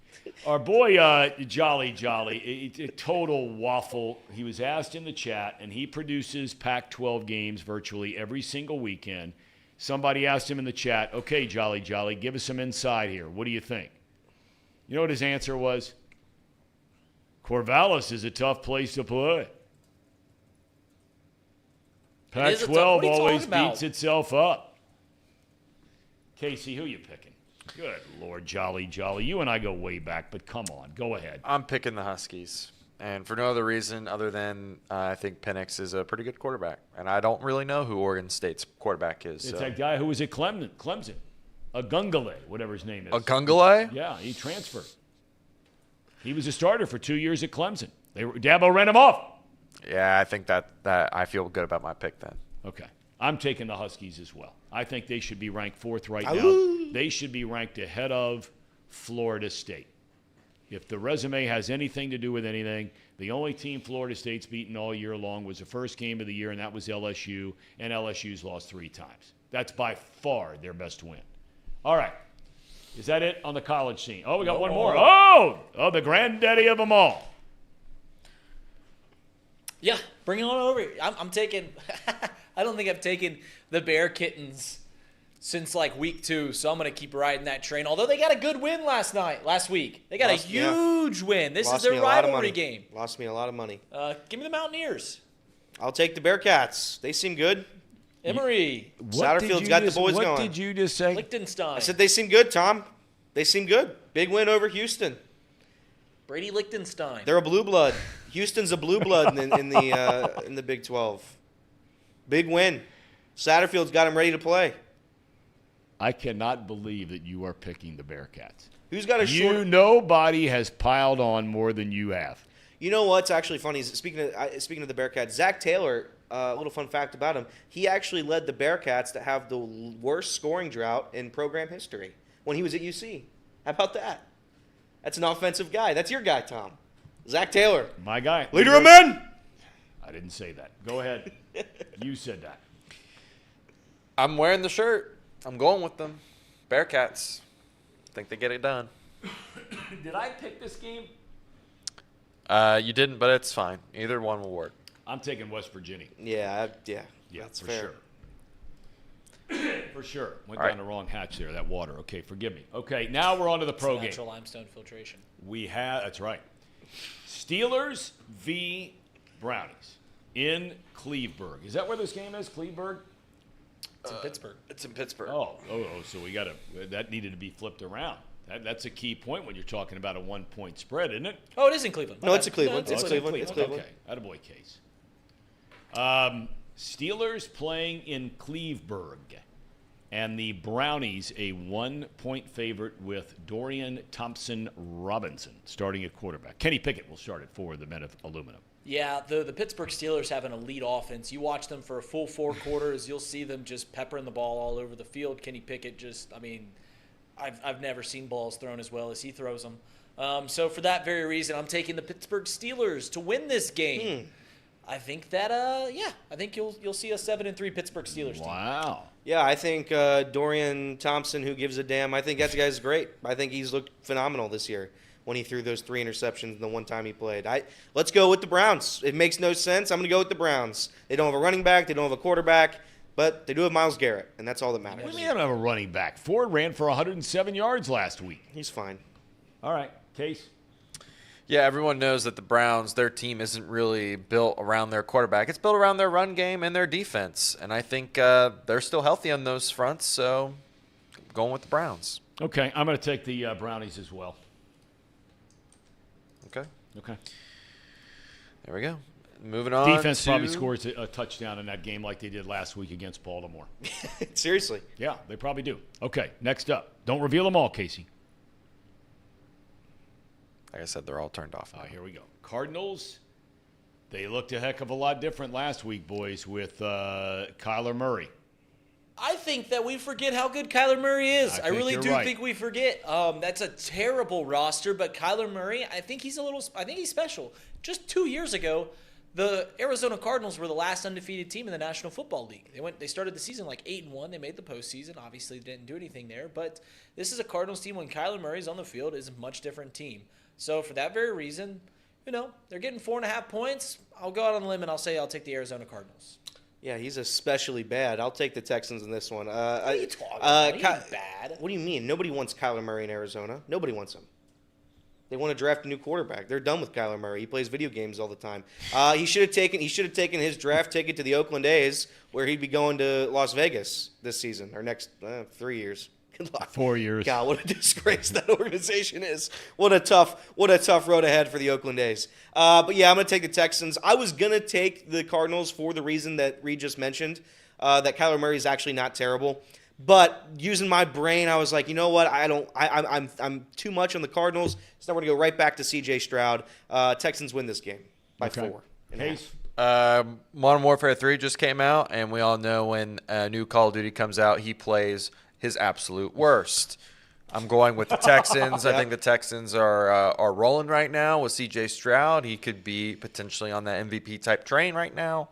So I'm going to go with the Texans. Okay. USA veteran is having to leave to go to a doctor's appointment. He says it's no fun getting old. Thank you for your service, sir. Godspeed in the doctor's appointment. Thanks for being with us as always. Okay, and for this game, I mean, come on. The Battling C.J. Strouds. They got it going on right now. Oh, Are you kidding me?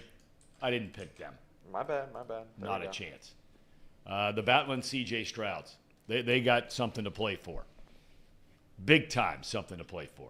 By the way, talking of video games, weren't you the guy in our group chat last night that accused a couple of the Bengals of playing Mario Kart? Yeah, I mean, on the sideline? Well, I'll tell you what. Your guy, Irv Smith Jr., was nowhere to be found. He was playing Mario Kart on the DSi over there on the bench. He was doing nothing. Not a thing. That guy's contributed to this season. Not a thing. We still going to say he can be something special this year, Tom? Are we right? Are we going to stand by that take with Jake Browning throwing him passes now? Irv Smith and Nick Scott. Those are your guys, Tom. Those are your guys. Stop it. Irv Smith. Hey, look, I'll take Smith. Nobody's been less of a factor anywhere in the history of the world than Irv Smith has been to this Cincinnati Bengals team. Can't argue with Nobody. you. Although he does have a touchdown. Sure. Sure. He does. He does. He has a touchdown, so he's done something. So does Charlie Jones. So does Charlie Drew, Jones so has does a Drew touchdown. Sample, Tom. Drew Sample also has a All touchdown. Right. Okay. All right. Next up, we have the Raiders. All of a sudden, they believe in Antonio Pierce. Takes over for Josh McDaniels. The Raiders, remember they have Josh Jacobs on their team. Mm-hmm. They have Devontae Adams on their team, right? They're 2-0 under Pierce, who's the interim coach. And now they're going to Miami. Miami has not beaten a team this year with a winning record, even with a 500 record, which is where the Raiders are now. Yeah, and they're supposed to cover 2 touchdowns. That's a huge spread in an NFL game. They're at home. Now, in college picks, when I saw a line that didn't make sense, I took the line, right? I'm going to do the opposite here. I'm going to take the Raiders. I think that the Raiders have a decent roster, and 13 points in a National Football League is so many points. The Dolphins haven't beaten a single team over 500 or at 500, so how are they going to cover 2 touchdowns? Give me the Raiders. I think everybody's been down on the Dolphins for quite some time. It's a damn good football team. I don't think the Raiders are very good with Aiden O'Connell under center. I'm going to take the Dolphins here by 2 touchdowns. Yeah, very similar reasoning to Reed, but I also think that they, like Tom mentioned, remembered that they have Josh Jacobs back there. They will run the ball. They will give Aiden O'Connell a chance, and they'll cover that spread. Okay, I'm going to take the Dolphins. I think at home they take it to them. They light up the Raiders. Stink. They stink. They're not going to be in a. I say they stink. They have the same record the Bengals. They're in the putrid category. What? They're in the putrid category. Where are the Bengals? I don't know. They might. Who would you rather have as your quarterback, Aiden O'Connell or Jake Browning? It's a good question. Yeah, it is. And there's no winner.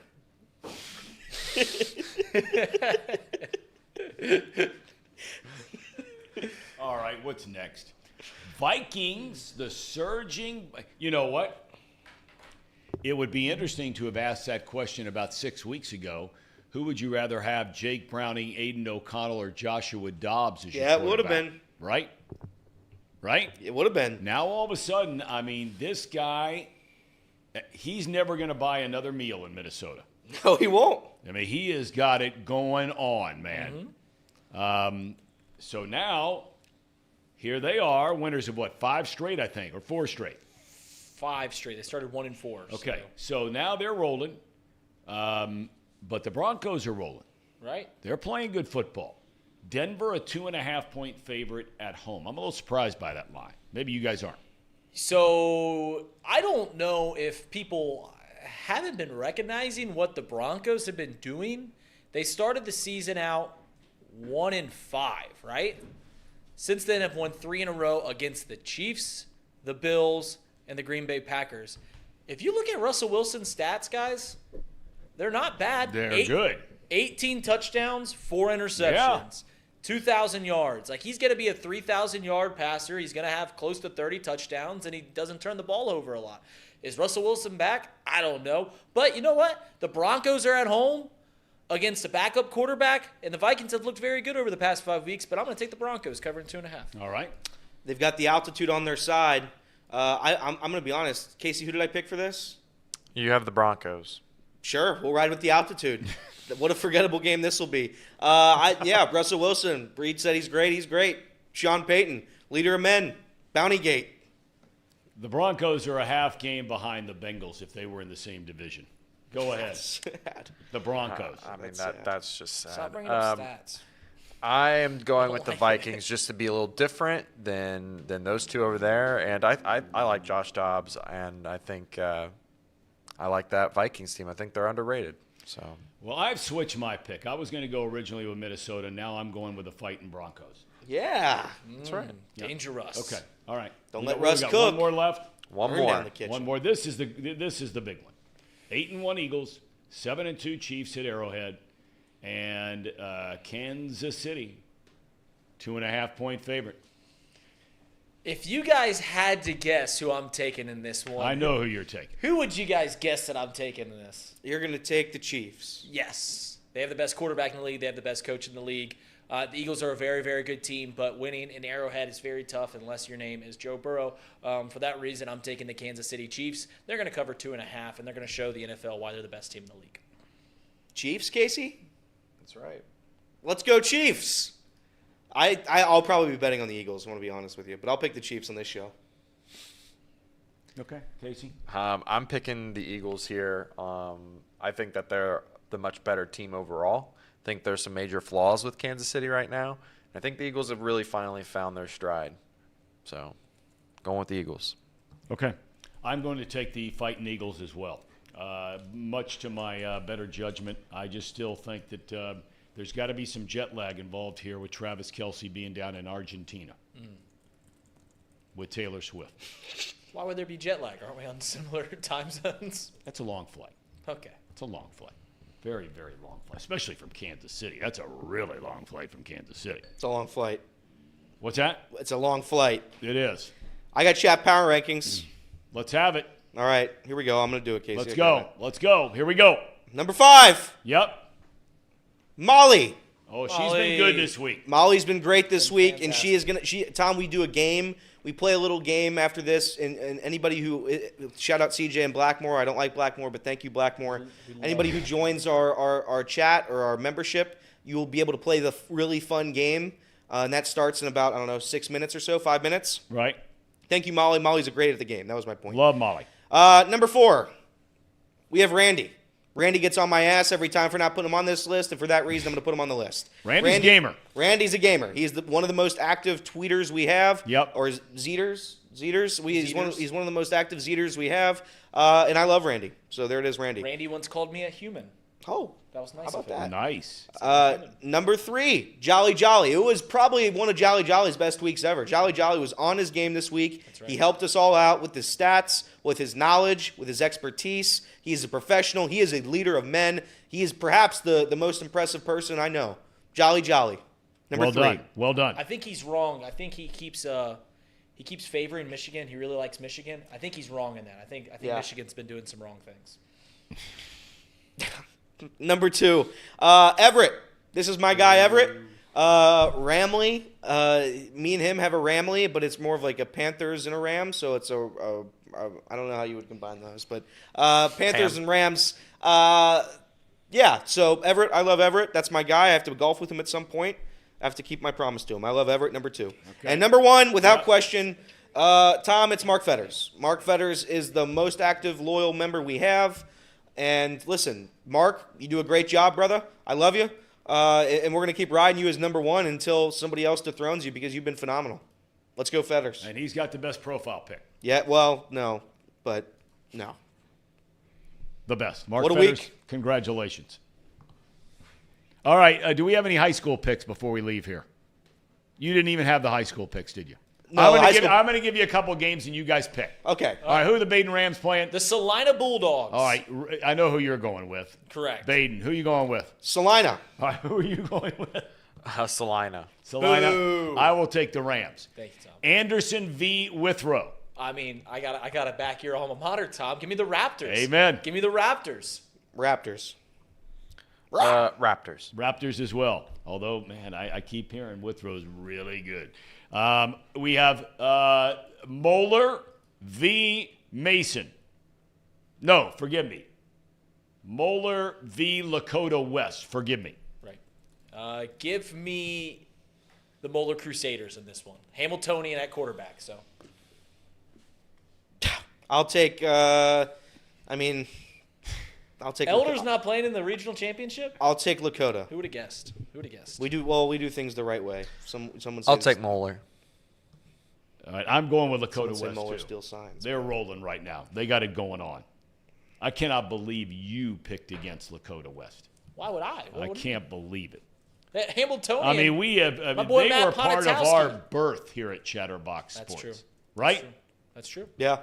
Matt Ponitowski, Hamilton West Sider, played at West Side Little League. He's the quarterback over at Moeller. Speaking of Withrow, Withrow's quarterback was Moeller's quarterback from the year prior, and Chris Henry's son's over there. Last year, they benched him when they got to the state. For the freshman, Matt Ponitowski. Yeah, that's right. Okay, look, I'm going to end this on a high note because I am not throwing in the towel on the Bengals. Thanks, Let me Tom. just say for the record, we're going to find out probably in the next day or two, I would think, about Joe Burrow. But I'm going to tell you, I'm not throwing in a towel on this group. I think we all agree they might have to make some changes here on what their philosophy is going to be on offense. But I saw enough good in the run game last night. You could conceive of some misdirection if you're effectively running it. But I'm not throwing in the towel. As the church bells ring, it's almost like God is sitting in here and saying the same thing. Thomas, sing it, Thomas, sing it. All you guys are saying D-U-N, done, done, done. The Bengalis. Casey? The Bells are calling us home, Tom, Are because not we're all done. dead. We have a cherry on top, right, Casey? That's right. We do? We do have one cherry on top. I was praying this was over with a church. Go ahead. Cherry on top. Here we go. This was the last time Cincinnatians were happy. Remember how happy you were at this very moment? It's COVID. The world's falling apart. You turn on your TV and you see this smiling face from his home. Just our quarterback. You knew he was going to take us to new places. That was the last time we were happy. See his Tom. shirt there with the area code. You know where that area code's from, don't you? No. A-Town. Athens. A-Town. That's Athens. A-Town. Athens, Ohio. Representing the folks of A-Town. Joe Burrow.